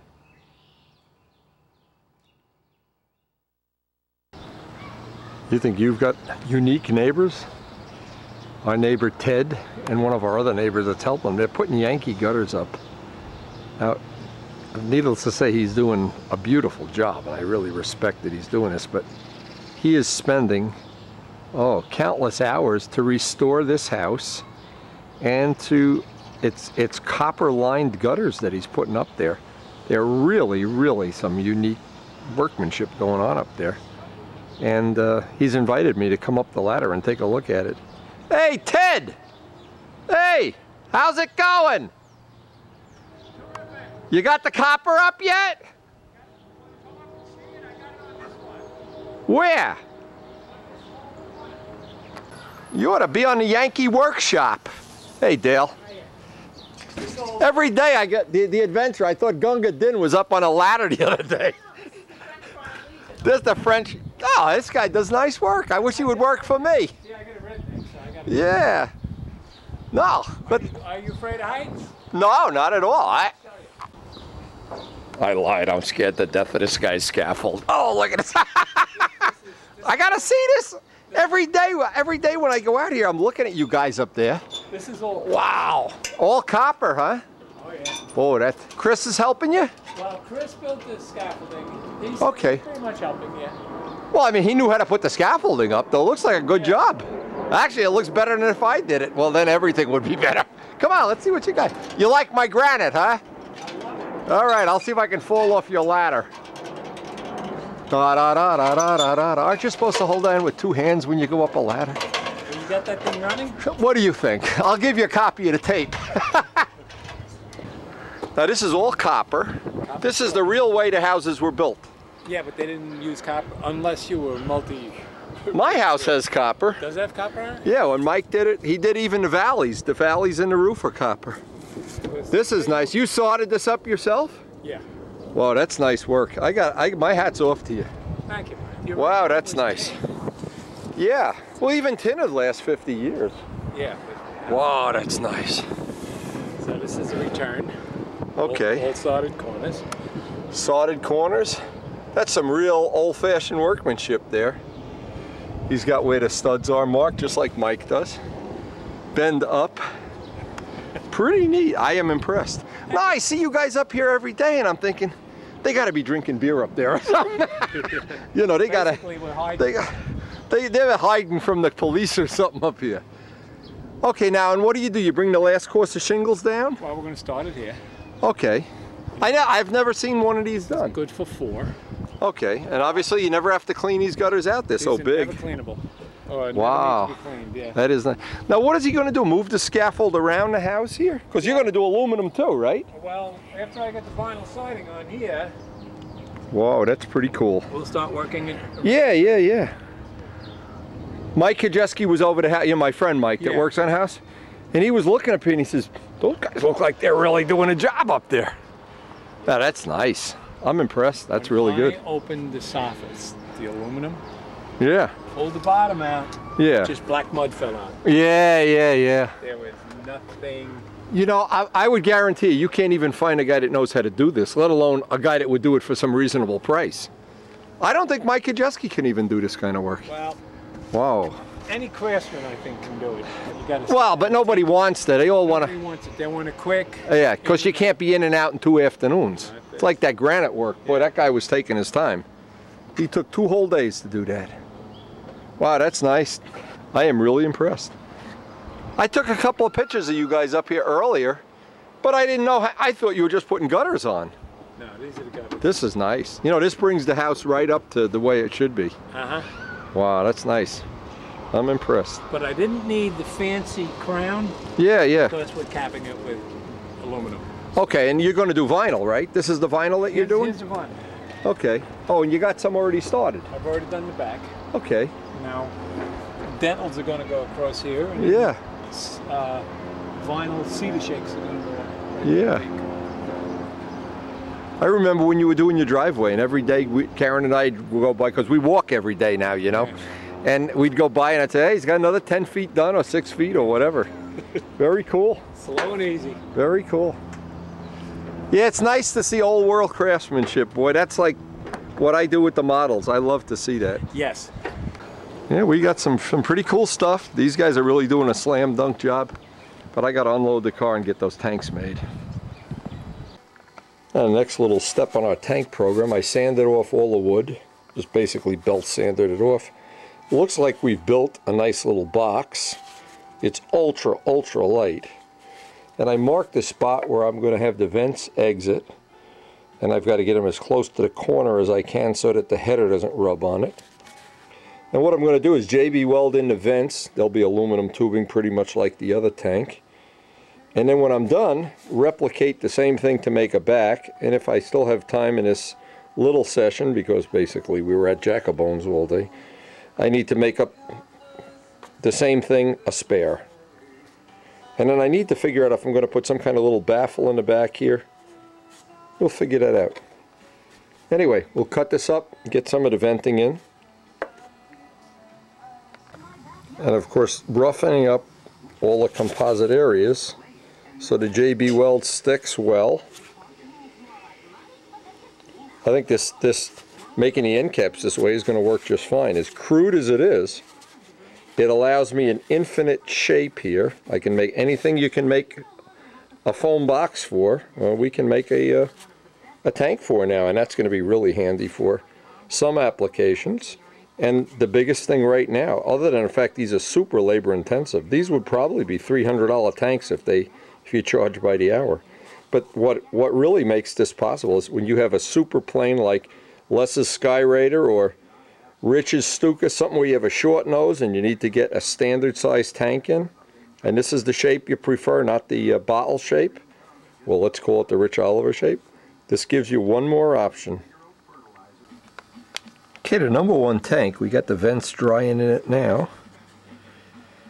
A traditional Uniflow, nothing special, nothing different about it.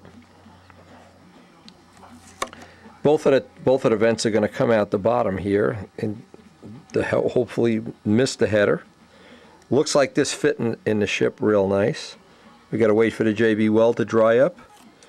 And the next time we get to work a session, we're going to make the back plate, of course, and I'll make the back plate for the other two tanks pretty much the same way I made this one. There's no there's no way I can improve that right now without thinking about it. Just make a repeat performance of the back plate, and I'll have 3 shells, and I should have this tank finished tomorrow, and the other ones, well, within 2 or 3 days I'll have all 3 of the tanks made.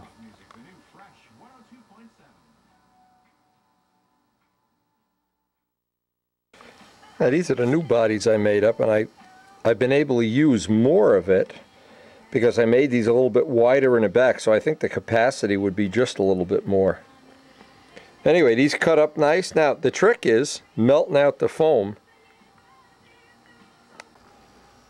Now, this is just a can of ordinary acetone. You see it's turned pink from melting out the foam. This part is completely attached to the foam, and what I have to do is pretty much hold it underwater. You can see it bubbling away.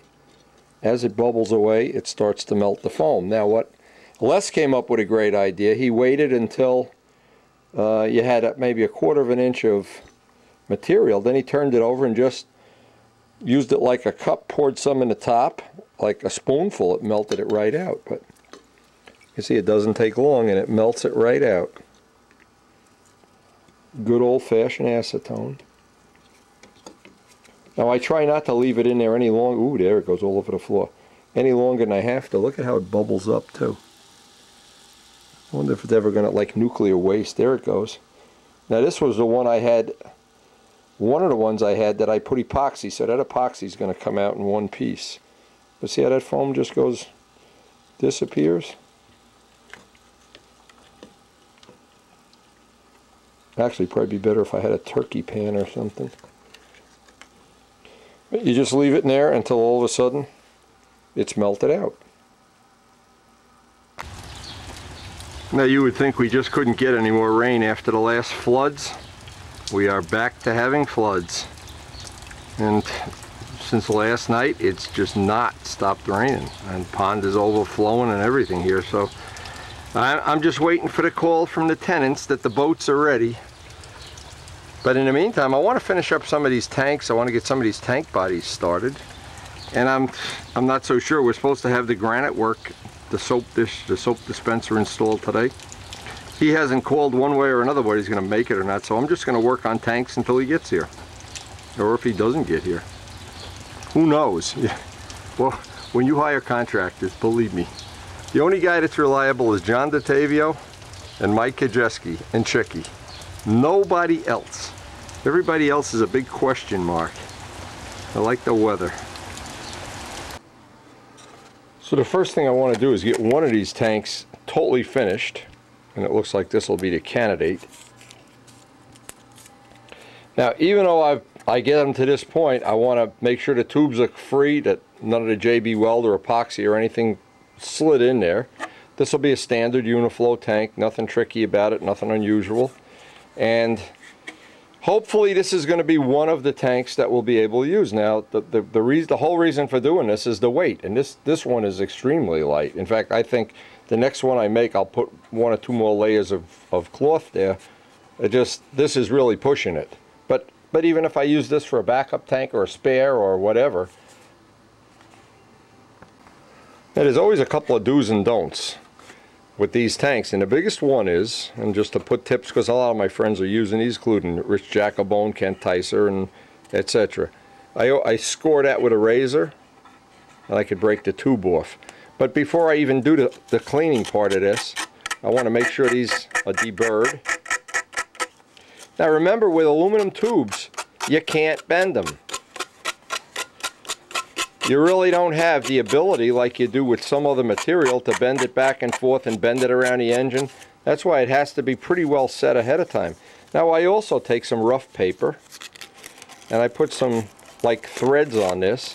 Make sure this is not going to pinch a hole in the tubing, of course. And put what amount to be some threads on here. And what that allows it to do, get a little better grip with the tubing, where it goes to the engine, to the filter, to the exit point. But the most important thing with aluminum is you can't, realistically, you can't bend it like you can with a traditional tank. So you've got to kind of baby it. The other thing is, all the support and all the shimming has to be done on this end cap, which is 5 or 6 times thicker than the body itself. The body is just going along for the ride. The body, if you put a shim in here, you'll bend or break the tank. That's why we have one of the reasons we have the carbon reinforcement on the end, so that this end now, well, this end is nice and solid. This end is solid, and that's where we'll shim it, but you put no shimming in the middle. And I can make these, of course, now that I see, I'm getting a feel for how this technology works. And Dennis Toth was the one who kind of introduced us to this, and it was years ago. It's going to open up the door to some, well, if we need it, some real custom tanks. And I don't know, for instance, in our Spitfire, that we're going to have a shorter nose, even because we haven't balanced an Avanti yet, or a more scale nose, or in the case of Les's Sky Raider, where you have a real short nose, or a Bearcat. You could really make unusual shapes, and plus, you're not carrying that extra weight around with you all the time. Now, I just weighed this up. This is 18 grams right now. Now, when the back is on, it'll be 20, 22, I think. Realistically, that'll be what it weighs. But for sure, this is going to be the lightest possible tank that we could possibly make that still has about a 6.5 ounce capacity. And maybe a little more. I don't know, because we haven't really calculated out that extra The fact that we don't have a V here is probably, it may be even bigger than that, I don't know. But next thing for this one is to do the back plate similar to the way we did the front one. And that looks like that way is just going to be absolutely doable, no problem at all. Now what I was going to try to do with the next one is put the carbon in so it wraps around the edge here. I don't even know if that's going to be necessary. Now this one really isn't dry yet. I really should let that dry. But I can just set this up over on the other part of the table so that I can get this drying. I'll have this one, and I'll make the back for the other one. And then when I need to heat the oven, I can put all these parts in the oven, all at the same time. Now the last step on this, I've got the last, I made up like a little production line here for the 3 tanks that we have in the loop. This is going to go in here with 10 layers. I've decided, at least for now, to 10 layers of 1/2 ounce. 1 layer of carbon, 10 layers of 1/2 ounce. And then what I do is I shove that back in. This one, because it came out a little thin, what I'm going to do is try a lamination. This is a laminating resin, so we'll be able to add 1 layer onto that. This will probably wind up being a spare tank. And then I've got the other one under construction. And what I decided to do, if I have time later today, and of course we're in the middle of a flood, it's unbelievable. What I want to do is try to make one of these with kind of like an Aldrich taper in the back. Because I'm not sure how these are going to shut off with this tube. Now I've had tanks like this without the little V in the back, and they've shut off just fine. There's been no downside to it at all. Of course I put a 45-degree bevel in the tube. And what I thought I could do is, if I don't want to do it that way, is put one of those little V bevels inside the tank. Because I can make these custom now, I would be able to take the foam block itself and put the bevel in. It wouldn't really matter. We're just going to melt the foam out anyway. And by the way, one thing I did find is getting all the little schmutz that's inside out. One of our Bud McKnight sanding sticks just works perfectly, and you can use it in a can of acetone. In other words, I stick this in the acetone and sand it while it's in a can of acetone, and while, needless to say, have rubber gloves on when you do that. So we'll set up our little assembly line. We just got the word. We just got the word that today is our lucky day, and they're going to finish the granite work upstairs. So I don't want to be in the middle of this. I didn't want to start laying up 4 or 5 more tanks or something else. Because 2 things I got to deal with, and number one is the rain. The rain out there is just building up. There's some pumps going on. And I expect it won't be long before the tenants will be calling me, yeah, man the lifeboats, man the lifeboats. And we may have to redo this whole thing that we just did with John. There's been times that I've had to do it twice in 1 year. In fact, the video that I've been editing down, while I'm doing this, I may as well put this up. What's going to be on the end of this video is some outtakes at a 93 Nats. I've been editing it down, and I remembered 1993 was a great year. It was the year that we had the structural failure at the rental property that we just worked on, and we had to put 3 house jacks in. We actually had to leave the Nats. I never even videotaped the walker fly-off. I had to leave on top 20 day, and when we got there, I mean, the building inspector was there, and the place was falling down around me, and it wound up being an 18-month renovation. So not looking forward to that, if that's a bad memory. But on the end of this tape, and we've been making these 3-hour tapes, and of course, number one priority is we want to get some tanks in Novanta, and maybe this weekend get it flown. But we really want to get is to see that this technology is going to work as well as I think it is. And if it does, it opens up the door again to many more possibilities of tank sizes, shapes. Actually, you could even make one of these tanks with a, I was thinking of it also, with a clunk in it if you wanted to have a clunk. So, just more stuff, and we'll see if he gets here to do the granite work later today. Who said he wasn't going to make it because of the rain? Look at these guys. How's the water where you guys are? Terrible? Yeah. We got another flood coming here. Unbelievable.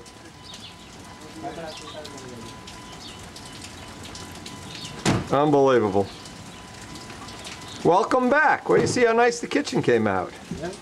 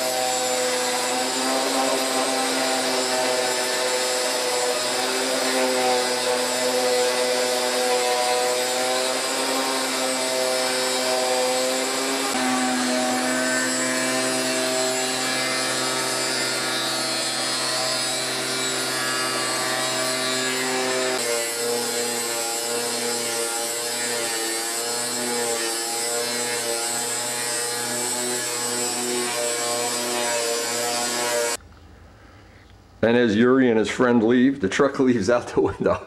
These guys, what an ass breaker. Now all this is a soap dispenser, and I got to install it. But to drill that hole in a, oh, it's still hot. Wow, it's like a half hour later and it's still hot. So I've learned something about granite. If you're going to have a soap dispenser, which is what most of these people have, or most of these things, have them drill it at the factory, and you save all this cleanup and vacuuming, and boy, there's chips and stuff all over. And you know what he did was pretty cool. As he got about a third of the way through, the tool was getting cherry red. You could see it. It was turning and sparking and everything, because this is real stone. But what happened is he was filling the tool, and it was like a hollow tube drill, filling it with ice. And that was kind of keeping the dust down, and, well, anyway. I'm going to clean it up and go see how my tanks are doing, go see how everything's doing. Oh my God, am I glad. This is the last detail. Now, the last thing is, tonight we're going to take some pictures of the whole kitchen for John Pothier. He's been waiting. He's got this thing for a fake magazine cover. We're going to put Wendy and Karen's kitchen on a fake magazine cover. Well, I'm sure it's going to be cute when he's done with it. Anyway, the last detail is now done. There's the floodwater. Now today's email, this came from Bob Branch. Let me see if I can maneuver this over. He's got, this is a Strega ARC, and he's got some, he's shorting the nose, it's a Sato 72, real nice paint. And one of the things, it looks pretty cool, he painted the canopy even. He said he's got 3-inch wheels on it because he flies off of grass. He lives in the Detroit area, and I'm not sure who else has a 4-stroke one, but he might be the first one. So we'll get some information how this flies and how it trims out with the shorter nose. And obviously he'll be able to spin a 14-inch prop. This will be an interesting plane. I hope he can get us some video of it too, from Bob Branch in today's mail. A little top view. Now see, what would really be nice is if he could get a camera and a tripod, and we could just put the camera downwind, and we could see how this would, with the short nose. I'm very interested in knowing how that's going to work out. Because basically there's a guy in Denmark named Dan Hune that's building a 90 Strega, among other people, and there's a couple other ones. I think Mike Scott's got a 90. I'm not sure if he's putting it in his Strega or not, or just in a test plane. But what it will ultimately allow us to do is to, and we'll get more information when we get the Novanta bench trimmed, what that nose moment should be to trim out for a traditional size shape stunner. Listen to those birds. Boy, it's the mating season. The fish are hungry. Brian has called me. He wants to go out, see if we can get some flights this morning. It's supposed to rain again this afternoon, so we're going to try to steal a morning down at the field. And one of the next projects we got to work on, and the guy's coming tomorrow actually, a guy named Mike and Ellie, good friend of ours, to take this tree down. This is a tree that we've had in our backyard for, well, forever, but it's gotten way too big. It constantly has to be pruned by the house, and has another problem. It drops apples everywhere, and those apples, the squirrels eat them, the bugs get on. It's just it's a nice tree, but it's got to go. And it won't be long, and Karen will be just itching to work on these beds, clean out all the old debris, and get cranking along. But right now, it looks like we may get some flights today. I hope. Looks nice and sunny anyway. But it is supposed to rain. And I just love having a cup of coffee out here, listening to the birds, feeding the fish, listening to the waterfalls. Oh, those birds are having a time of their life.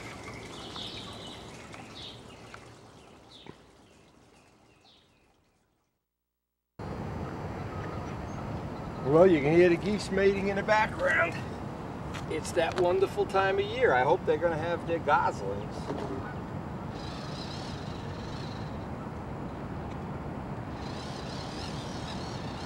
Anyway, we're the first ones here this morning, and it looks like it's going to be a nice day, a nice morning, but boy, we have gotten hammered with all this rain and everything. It's really depressing.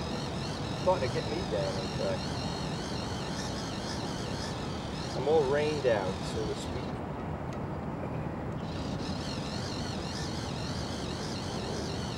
I wanted to try those 018 solids today. That's one of the things, but I figured as long as nobody's at the field, I'll get some flying. Selfish. Because I expect with the club field underwater, we may have visitors today, and when there's a lot of people here, you don't really get a lot of flying.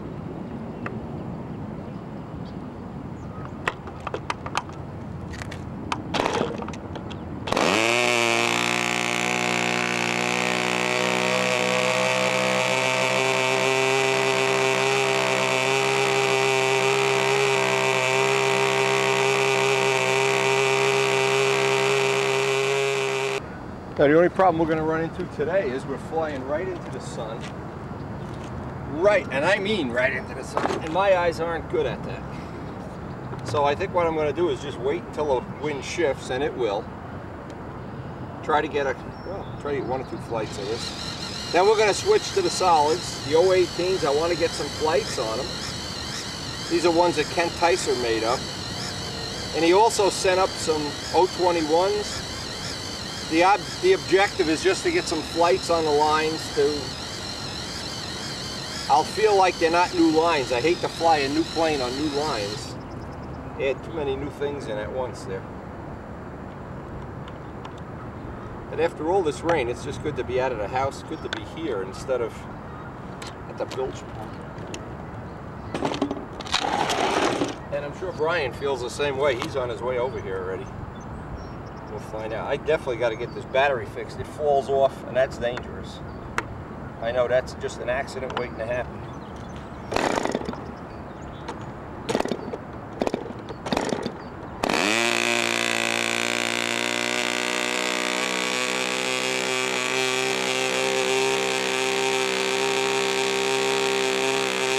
Try to get some flights here, but the sun is in a really awkward, very awkward position.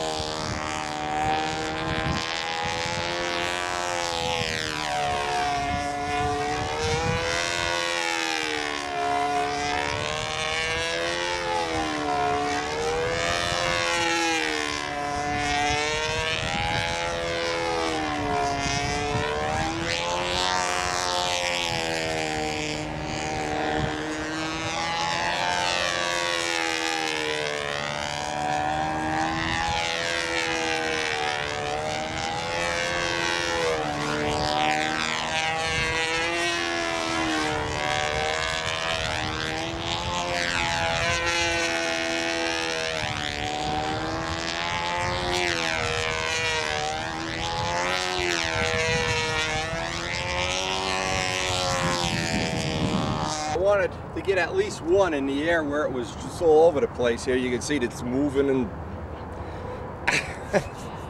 it's getting to be a fun day. But at least we got some flights this morning. We got some in the good air, some in the bad air. Some flights are better than no flights, that's for sure. I made a great deal with John DeTavio. If he plays his cards right, I'll let him have the worst air of the day. I'll launch his plane, and then I'll let him work on cutting my rugs up this afternoon. We got to cut some rugs up. The rug that used to be in a living room is now going to be a runner or whatever. I don't know. Karen's got something designed. But first we got to get a couple flights. Boy, the air went by fast here. It was nice this morning. I got a couple of nice flights, and now it's all over the place. The Revenge of the Geese. And this is what I love about ARFs. On days when the air gets crappy, most of the time there's no way you would bring your good plane out here. There's water on the other half of the field. You get flights. Boy, these people, they drive right in, knock the barrels over, knock the tires over. What a bunch of butchers, unbelievable. Anyway, it's a crappy, bumpy day, but we definitely will get some flights here. And then we got to go cut rugs.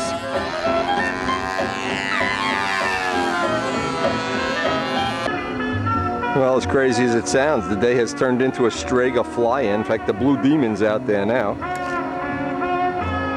And there's more on the way. The Stregas of the world. Mike Cooper's here with his. When Jacobone gets back here, we're going to tell him it starts on the first flip every time. You had it going pretty good the other week. Yeah. A one flip-a-dooley. Yeah, you'll be right. Paint that canopy, make it look nice. I got some of Midgley's canopy paint, that bright orange with the sparkles in it. Yeah, anything, I guess. Yeah. I mean, it don't really bother me, but it could use a little. No, but when it's flying, you don't see the canopy. When I flew it, the canopy disappears. Oh, yeah. Yeah, I'd put the lines on the right way. That's make for some exciting video. Yeah, I think it's something across the lines, and I'm not even sure. Why don't you mark it with a piece of tape? Well, I had that little red piece of wire on here, and it fell off last week. Oh, I got red wire in the truck. It was working its way up, so I took it off. I had a feeling it was going to snag something. You know what's nice too, if you can get them, those little heat shrink things? I probably got some. Yeah, the electronics store has them. Always good to put up to up, down to down. The preferred way Brian sets the handle, up to up, down to down.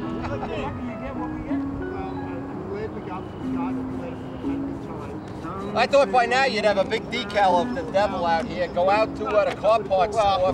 You know, I just bought a vacuum cleaner called the Dirt Devil. Yeah. I wish we could turn it into the Well, Blue you Devil. know what? At the college, Oh, get their decals. the Blue Devils. Yeah, get the peel on stickers. I got it online, and then I kept seeing, you know, with that article on making your own decals. Yeah, we're Rich Oliver. Do you have the bigger rudder yet? That'll help too. It's sitting at home. Oh, you didn't glue it on yet? The bigger rudder will definitely help with the big motor. Big motor, big rudder. No doubt Where's about my it. glove? Started barehanded. DeTavio's starting it barehanded today. Of course, he's at the hospital with stitches, but... So many more jobs this week. We hired so many more people. And then you pick up the paper and Kodak is laying off 30,000. The other half is laying off 15,000.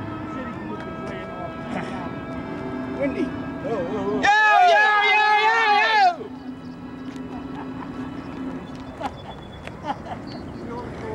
Oh, funny. Watch out, I gotta keep an eye on this idiot. Nah, like the camera's running too, Bob. We don't really want to see you behind. Movie star. It thinks he's Tom Cruise over here. Tom Cruise. One flip.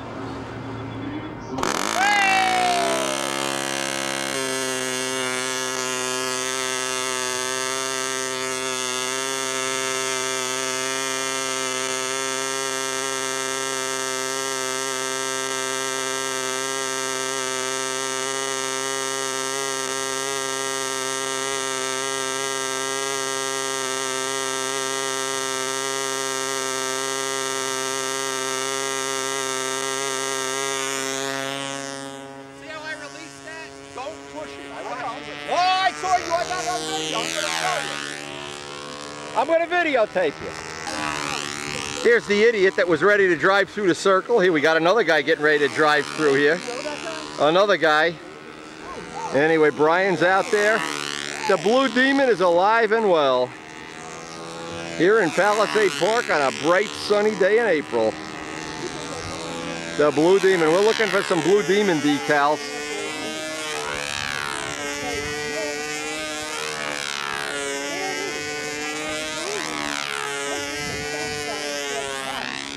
Boy, we got some people driving through here and they never ever figure it out. There's only yellow rope, wire, and orange barrels the size of 50-gallon drums. So they think, well, I could squeeze between the orange barrels. It's not a problem. Unbelievable. Unbelievable. Unreal. Now, I've flown Brian's. I actually like the way his flies a little better than mine, but you can't see it when it's flying. I don't know if I could show this on a video. Mine, the canopy stands out. I think because of the trim. When you're flying this, you absolutely can't see that canopy. I don't know what there is about it. Optical illusion or something. And he's got the bigger rudder made, half-inch bigger around the whole perimeter. With the big prop and a big rudder, it's a nice little performance upgrade.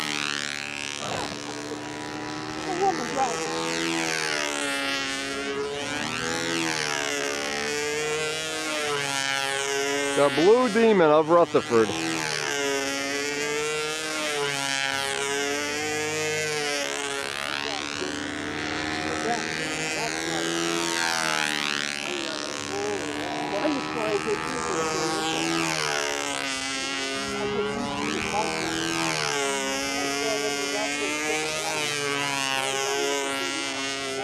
Bob Kruger's closing in on having his Strega done. We'll have another one. Hey, Jose and Lampione should have theirs done by now. They probably had Flushing fly in it.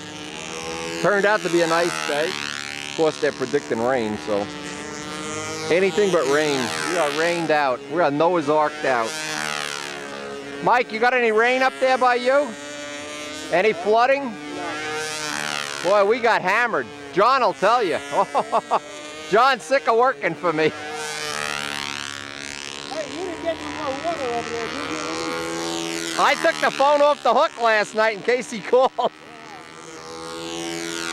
I don't think so. It rained pretty hard though.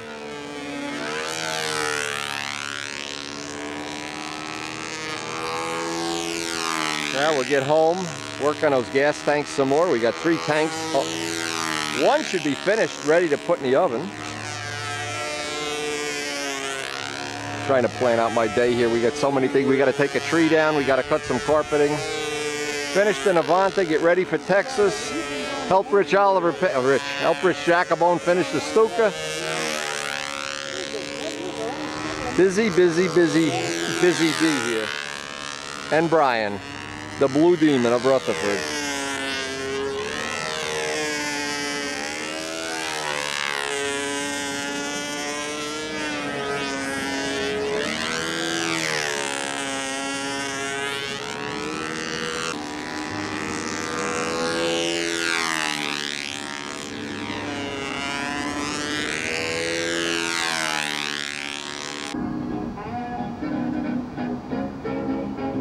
I'm jealous, his land's better than mine too.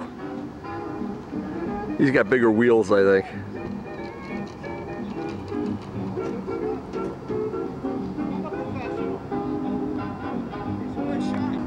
I don't know why these guys are all caught up in being a one flipper. Brian's the only one's got a one flipper. The one flipper Manow. Well, Mike's cheating, he's got an electric. Mike, you can't use an electric starter at this field. Brian has the thing wired on one flip starts here. No, but it starts 1 in 5. You got 5 strikes. I know. You think the Yankees are ever going to win a game this year? What do they lose, 8 in a row now? Boston kicked their ass.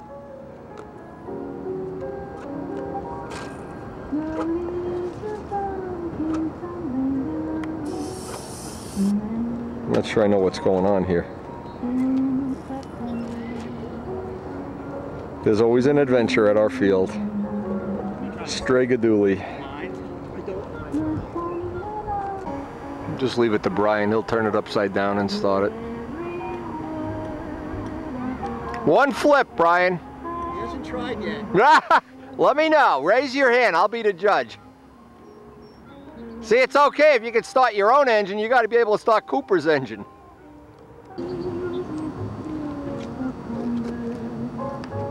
All right, here we go. Battery on. Ignition. Will Brian get it on the first flip? 1, 2. Uh-oh, he's getting frustrated. 2 flips is it? Holy, what an egotist. It's not even loose enough, you know, it's really good. Get the juice in there, quit fooling around. It hasn't been started since last year. Oh, so you embarrassed Brian? You think that's fair? I think so. Poor Brian, his reputation's getting flushed down the toilet here. Here we all respect him, and now he's nothing but human. Oh, yeah. Yeah. Oh, I didn't. Sure, I just punch. Yeah, I was afraid to. I thought it would. Once we get it, we're sticky or something. They make them sticky. No. Hell no, I've been using that since they came out with it. Oh. I used to steal it on my wife. Yeah. She said, where the hell's the pledge? No, I took it, honey. Well, this won't be a good choice for your Tiger 60, I'll tell you that. Don't put that on a Tiger 60. Oh, no. That's for a 76. Yeah. That might work okay. You may have to run it a little harder, but get a 14.4 and a 14.5 and see. Yeah. I'll carve some of the pitch into that. I'll put a Phillips entry in that. It's all the oil. Yeah. Oh, here we go. Look at this action. Flip-a-dooley. 1, 2, 3, 4. I'm bored. Can't stand the weight. They just never learn. The one flip Brian start. Jackabone's the only one can do this.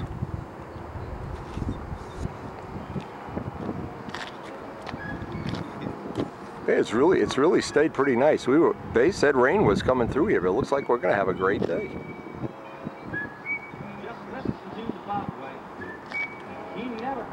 What is all this? What are you, winding up a rubber band here? Flip it.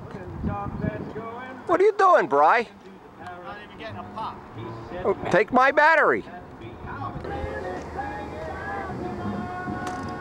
This is hard to believe. We're all professionals at this field.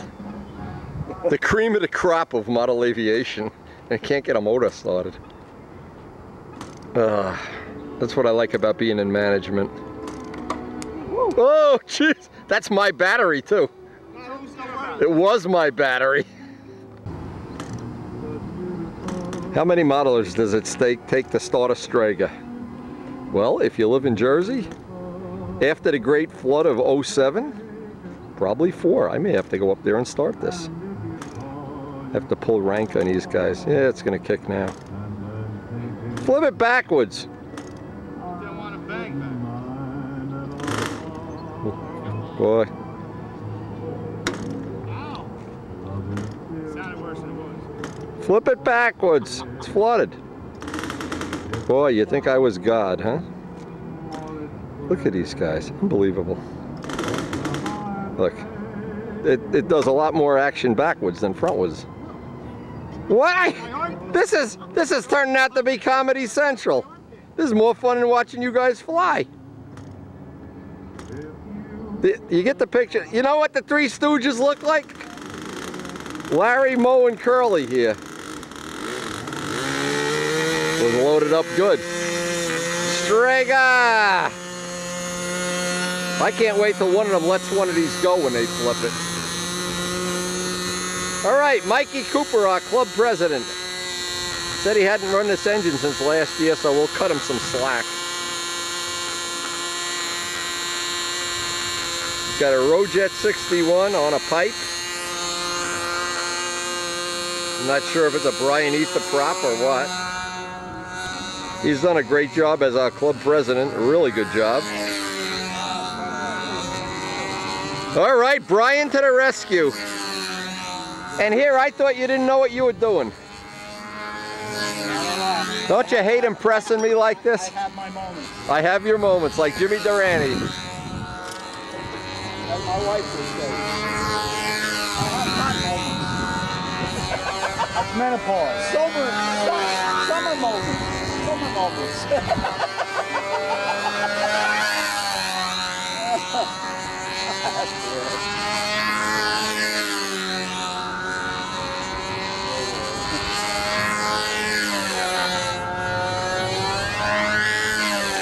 I'm amazed the day is holding out because they said rain by lunchtime. Yeah, but light, you know. That's why I got here early. I thought we were going to get killed.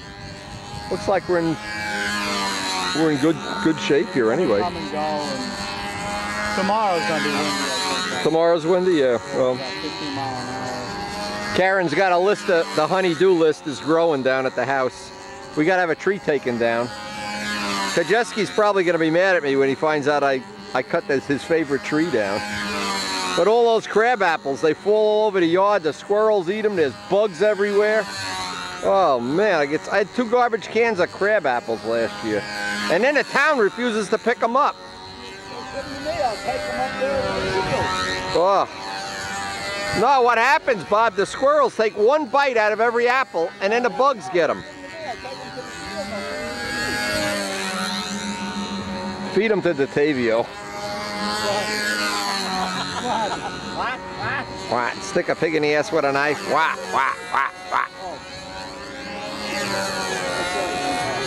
Out of his blood.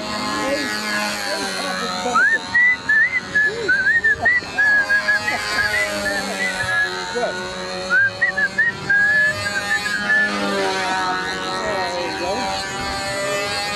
You know, Brian, remember when George Burns was still alive, he was like 100 years old or something? And they asked him, what was the best time of your whole life? He says, just being old and hanging out with my buddies, smoking cigars. I wonder if we're any different. About to mention the millions of dollars he had that he Yeah, but he didn't have yachts and BMWs. He was hanging out with guys, with old comedians and stuff.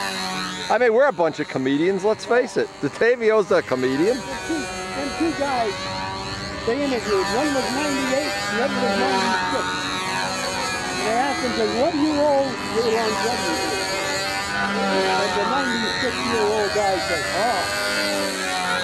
I live proper life. I get 10 hours sleep a night. I don't smoke. I don't convert. I don't get still. I don't drink. I don't do anything that I take all kind of health benefits. Oh, that's good. Well, yeah, a lot of people living a long time. So to go to the 98-year-old guy, I said, what do you have to say about living this way? Well, he said, let me tell you something. I smoke.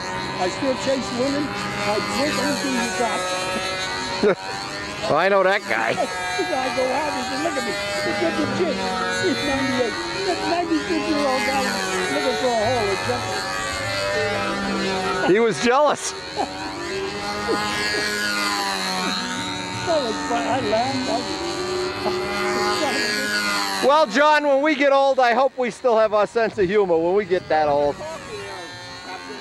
Ah, my coffee's in my lap. Look at this. I can't even drink my coffee. Good thing it ain't McDonald's hot, huh? Yeah.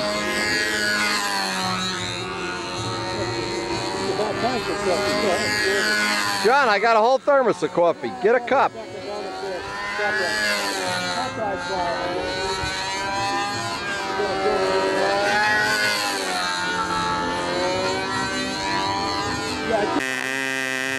Look at this. We got an old guy walking out while Brian's getting ready to fly.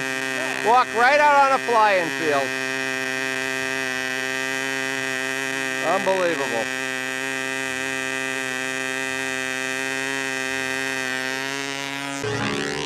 This last episode that I had. Hard to believe, isn't it? There's 10 million feet.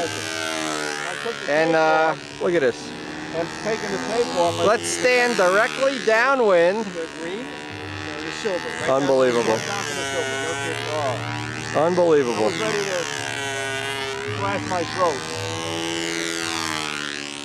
But who saved you? And Who saved you? the head Rama said, that's no problem. Who saved you? The airbrush and, paint it all. Cooper, make him say it. Who saved them? The head Rama. I owe my life to him because I was ready to put a bullet in my head. His wife said I have free pizza for a year. John is putting the carpeting in, and I got to get under the sink and replace the sink. Now, underneath there was a leak, but there was so much green mold growing, I laid in it. And I got up and I couldn't understand why my clothes was smelling so bad. And John looks at me and goes, I'm the green mold king now. Oh.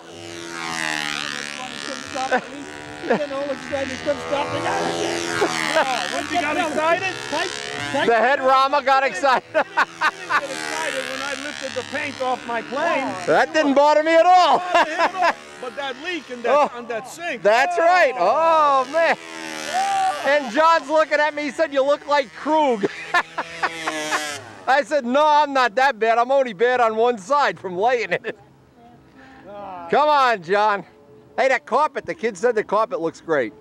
He was happy. I was thinking about you. With all Yeah, I know. I know. Shit, I know. Here we go again. Here we go. Bye-bye Texas trip. You know, I was just thinking about it. Now, you hear all the time that young kids are not interested in model aviation, right? There's some kids in art. Believe me, every one of these kids, if we had a trainer plane here, they'd be frothing at the mouth. Every one of these kids. They play baseball, they get bored watching baseball, they come watch us. The only thing we got to really watch that they don't, step on anything. And Bob Krug's doing a good job of International relations. international relations here. Brian put the hex on Rich, now he can't start the Stuka. Uh-oh. I don't know, Brian. Maybe your class in one flip starts is going to, the people are going to start dropping out. I don't think it's the quality of the students that's not right up to snuff. It's, you know, Rich said it's always the teacher who's at fault when a kid fails. Can't play the games for them, though. I know. You can give them a baseball mitt, but you can't make them catch the ball.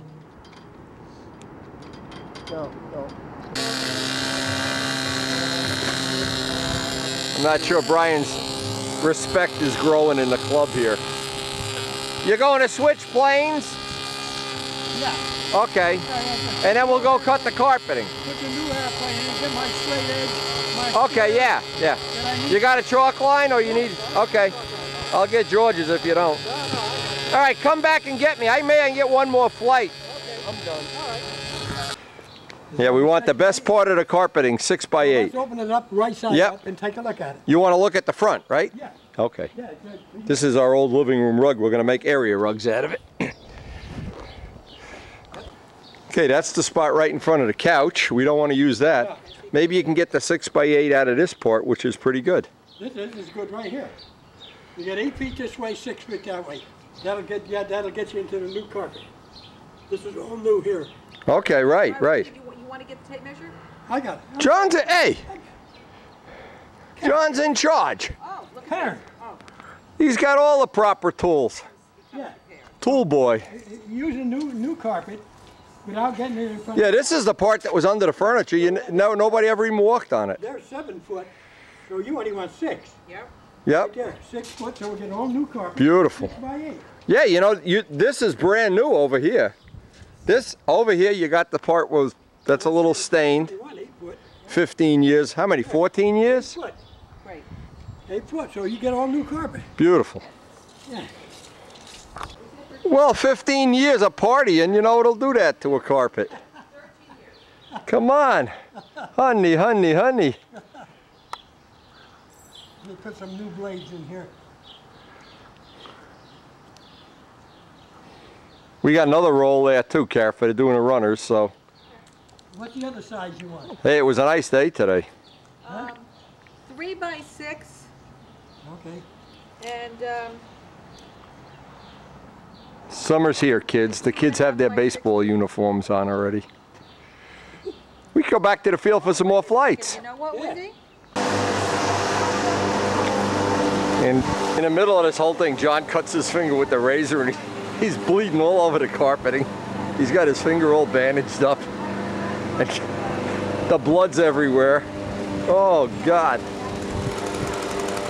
And the landscapers next door come in and, oh, the adventure continues. Oh, no. So for the hardworking men, rug specialists, what do we have for lunch? Ooh, it looks like Oh my God, what do you mean? chef salad. John, I smell rolls. Woo! Boy, oh boy, you're living good here, baby. Well, even the birds are happy today. What do you think, John? Oh. What do I think? I think it's too much. Now on the end of this tape, we're going to put on a little bit of the outtakes of the 93 Nats. Some of the memories that really you may see Joe Ortiz, Ron Connors, people who have passed away. And the sad thing was we never got to see the end of this Nats. We never even got to see the Walker Cup fly-off. Ken Budensink recorded it for us because the house that John and I were renovating, John was working for me at the time, they had the main beam collapse and tenants had to move out. Very unexpected. And that's what started our, at that point in time, our giant renovation of 1993. Anyway, enjoy some of these outtakes and we'll see you on the next tape.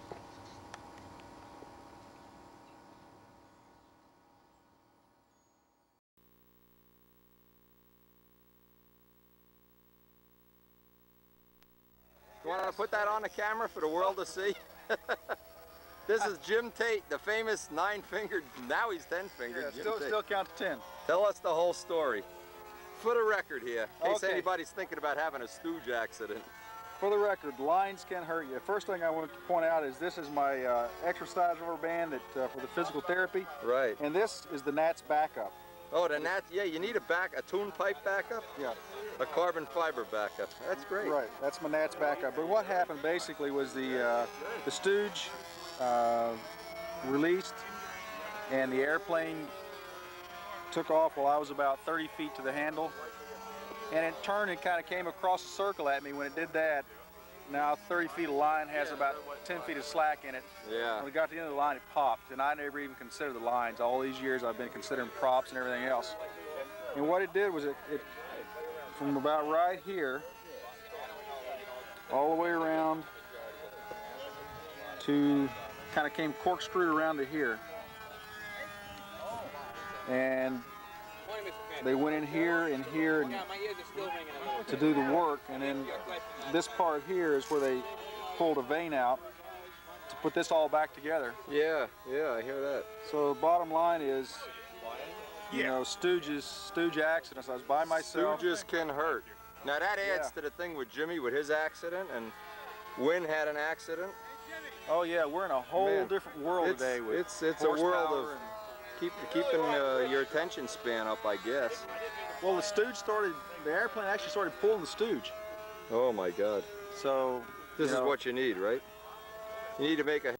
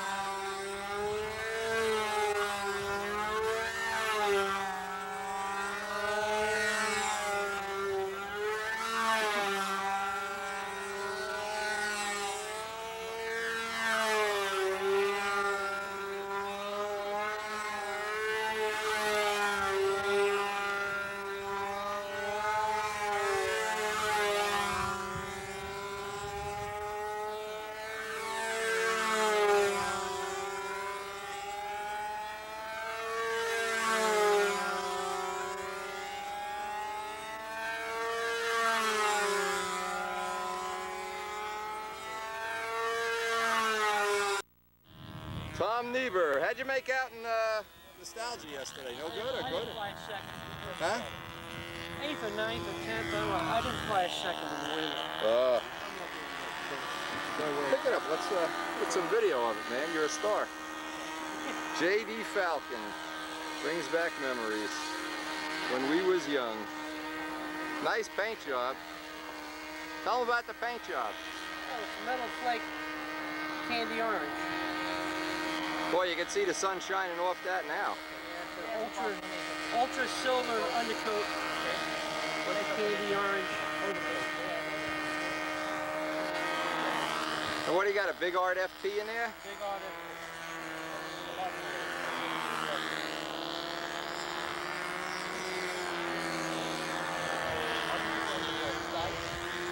They don't have any appearance award in Nostalgia, do they? I think they might have a special. Some kind of special like, I think it's judges concours, I don't know. yeah.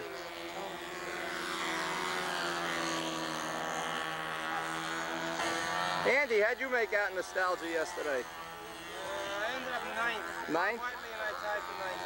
That's a great kicker. Looks great. This is your son's plane?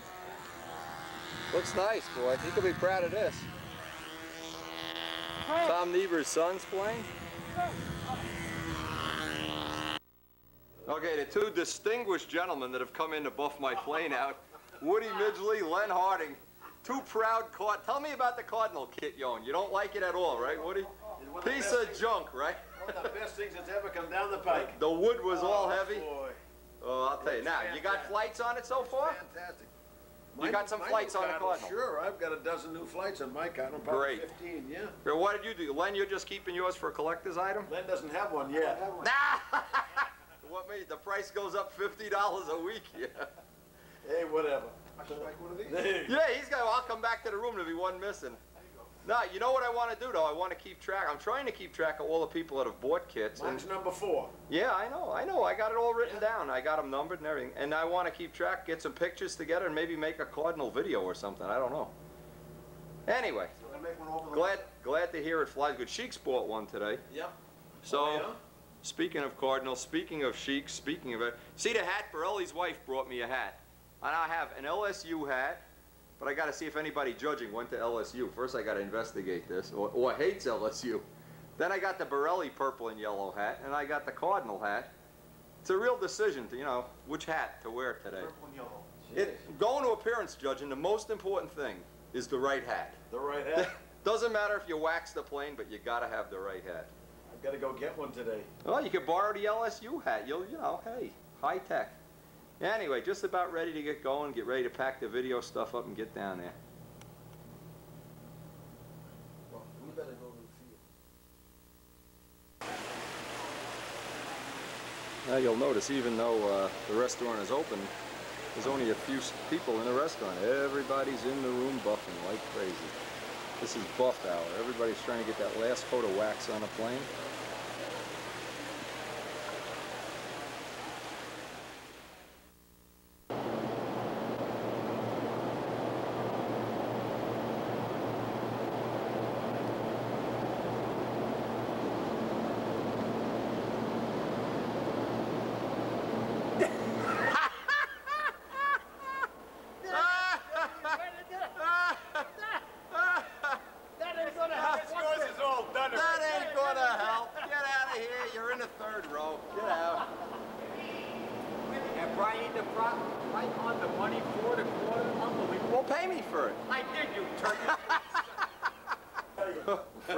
I want to get him in the shower.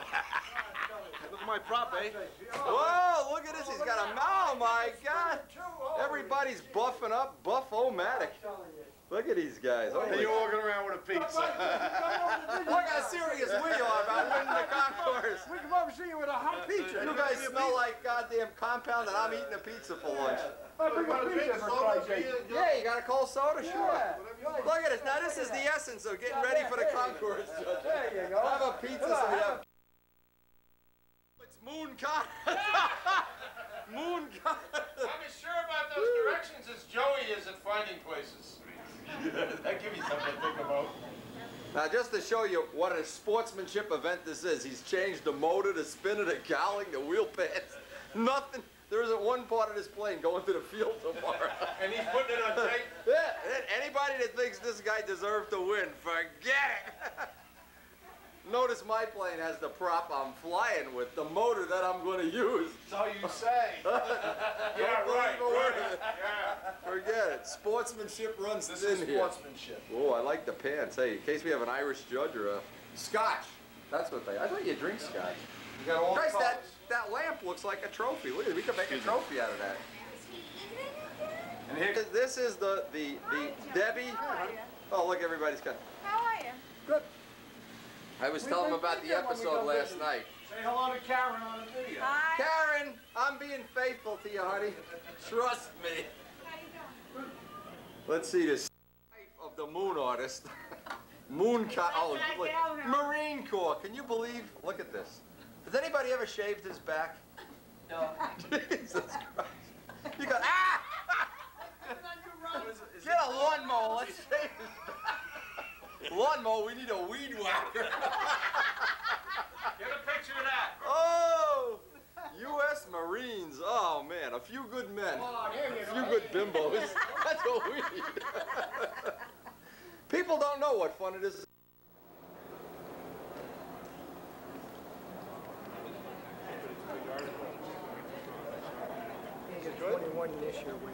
Good. Excellent. Hi. Hey, you dressed up for the wrong plane. Bob's is the yellow one. Hi, Karen. Karen, say hello. Hi, Karen. Girls, surround me and rub my body all you want. Where's your plane? Oh, there it is. That's okay. Jimmy's got the center spot, see? Yeah. And the arrow. Yeah, well, but it's, oh. You know, if they wanted you to put a towel down, Joe should have brought one of those tablecloths with the shirt. You could put it right under his plane. It would have been great. How do you like the shirt? That he's Great. wearing? Yeah, that's great. Your mother made them, right? For Joey, yeah. That's great. And Joey's pilot and Bobby's pilot. My mother did. There's someplace that he belongs with that shirt. It'll come to me, but I don't know where.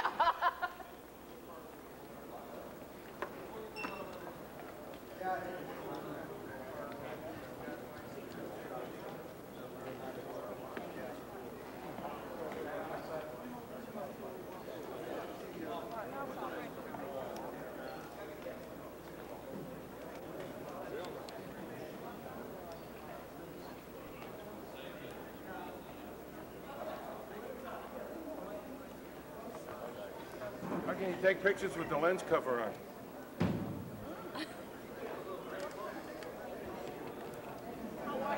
Good, good. How about you? Just fine.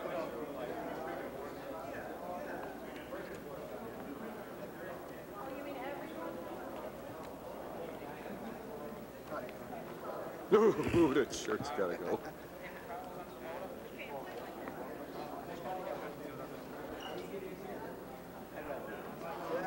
I got hooked all over again. Here I am.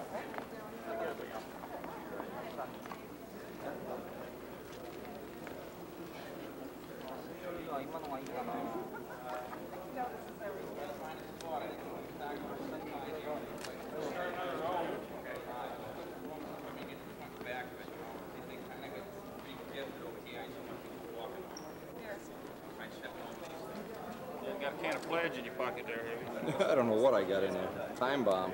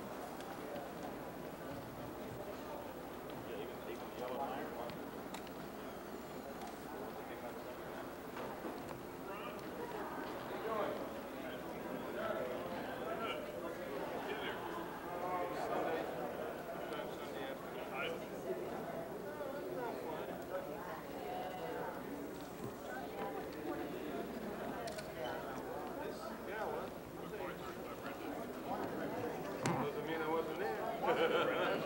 Actually, where I flew yesterday was circles. I didn't go out on the field with it. I don't get involved with the website, so I just stay away from it. Well, yeah.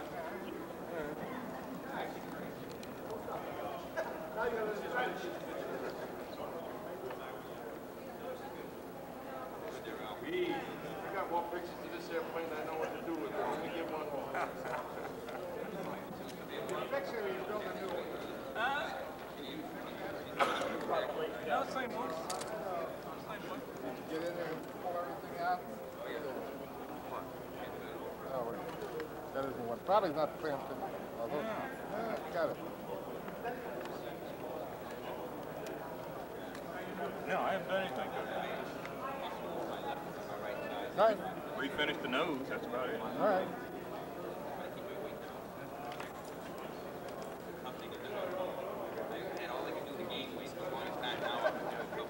Wendy. Hey Al, how you doing, guy?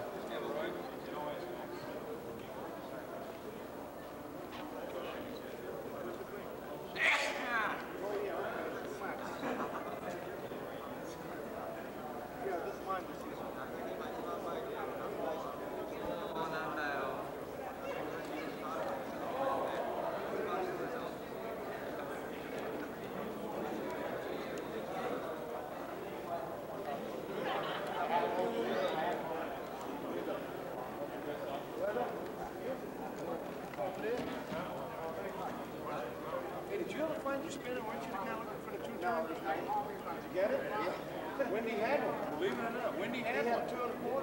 Yeah, Wendy had one. Get it in. Well, he said he did.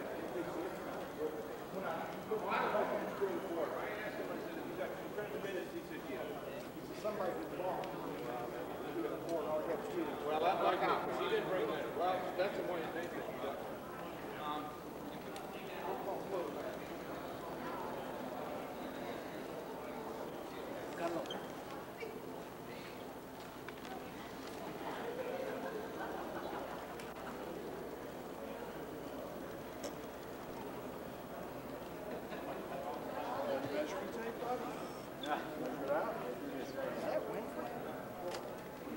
Hey, the Kestrel Kid. Sorry, I hadn't shook your hand this year. Hey, guy, how's that husband? You guys got a good group there. The Kestrel Kids. You'll probably know my wife better than you would me. Man, that could be good or bad. Yeah. You never know. Come divorce time, I could be a prime witness in your case. Let me ask you something. Have you gone so many divorces and managed to keep your house? It's easy. But I'm not telling anybody how I do it. You've got a good lawyer. I want his name. Many of them. I want his name.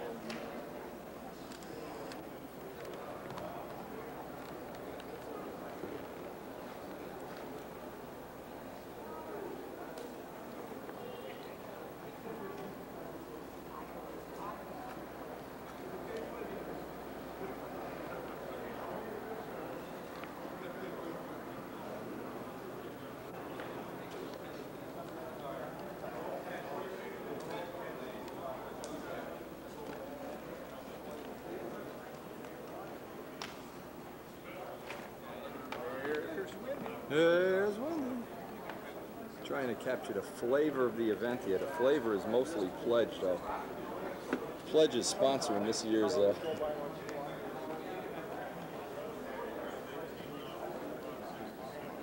what, half the population of Tokyo with you. Yeah, are there any good stunt flyers left in Japan? You figure, what the hell, bring them all over here.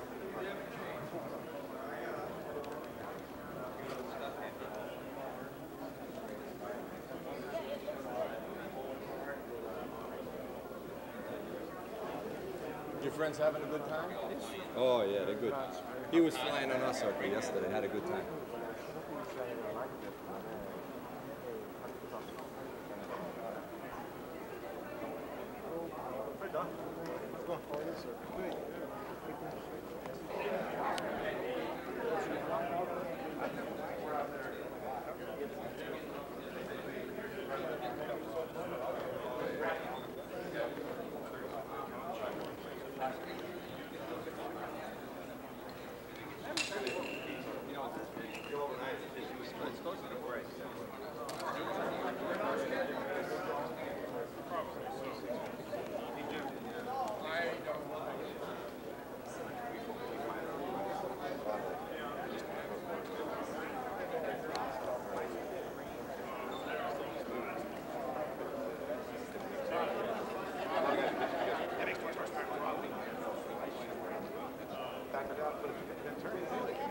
going slow.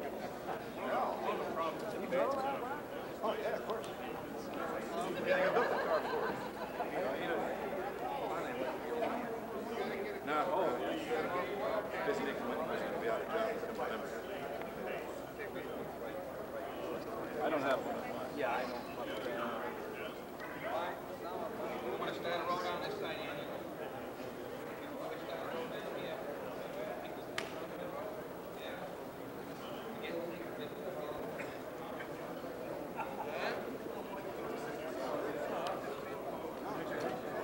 Oh yeah.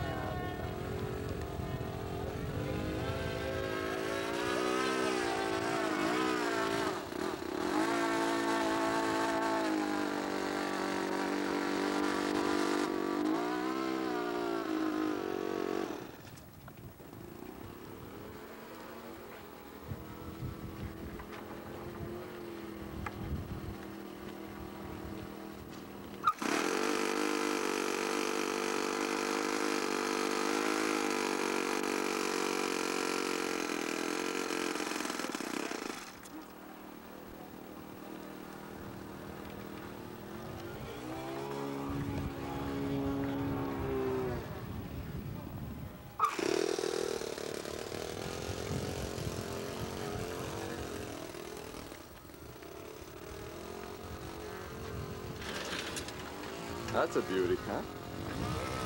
Got the fan U too. I hope the Chevy control line.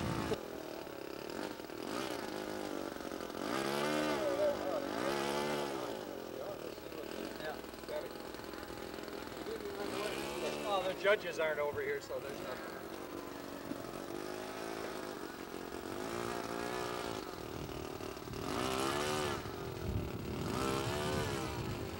You like that big one? Big is always better. This is the electric one? Yeah, look at this. This was in a magazine. Yeah. Fantastic. Paul Walker has decided to build a P29. Look at this. Beautiful. My order has been reversed.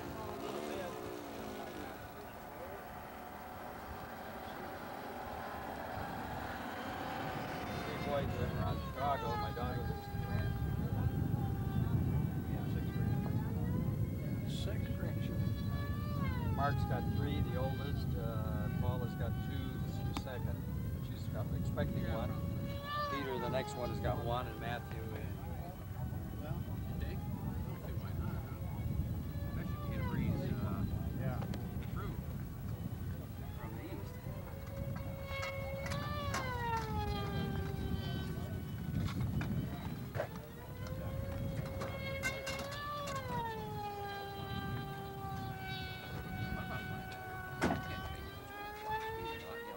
By going like this a little bit. Yeah.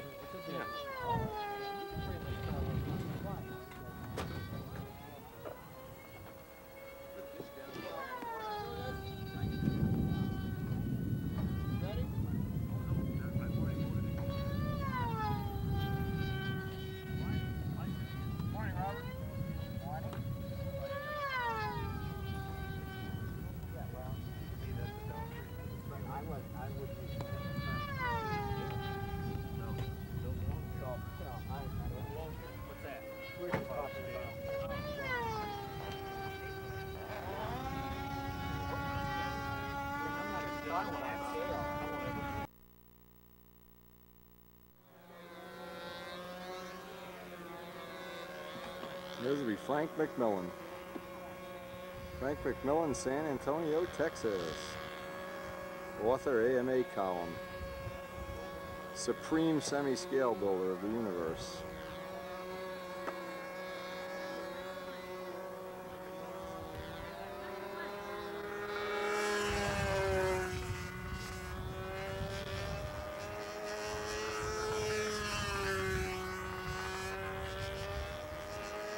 You can see one of the problems with trying to hold down a takeoff here. You can run off into the grass Well, 40 feet at a 70 are all the grass here. Ah, you walk back to the middle, okay.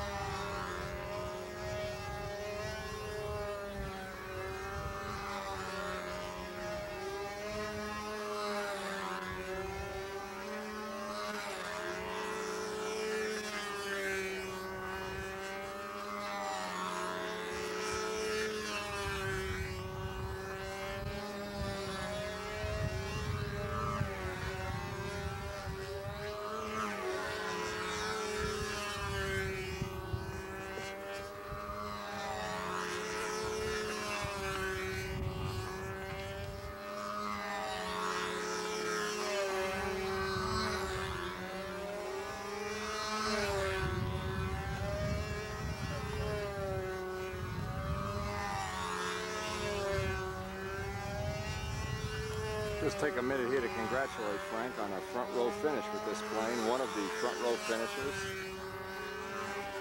Beautiful job, beautifully buffed. As always, top level finish, top level building.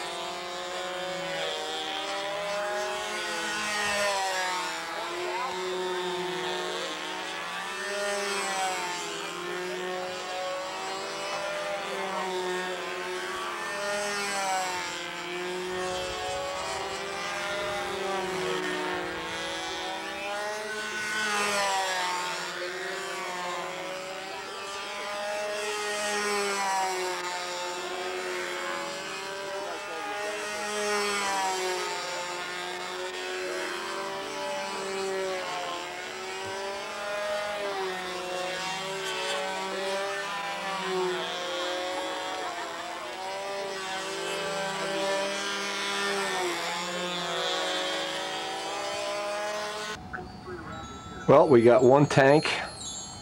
Hope you enjoyed those outtakes at a 93 Nats. That really was a special time, and it really started what for me was a 2-year renovation on my rental property with John, and of course being with John we enjoyed every minute. But we got one tank. I'm just curing a JB weld in the sun. You can see we got some kind of big windstorm blowing through here. I don't know what. It's blowing all this crap into my pond. Anyway, in our oven, we're curing up. That tank is ready to put in the Novanta. Actually, we're done with the post-cure right now. That one I post-cured up. This is the one I just made a shell for Rich Jacobone's plane, so I wanted them to be, but of course his is a mirror image, a little bit different than mine. They're ready to start fitting up in the Novanta.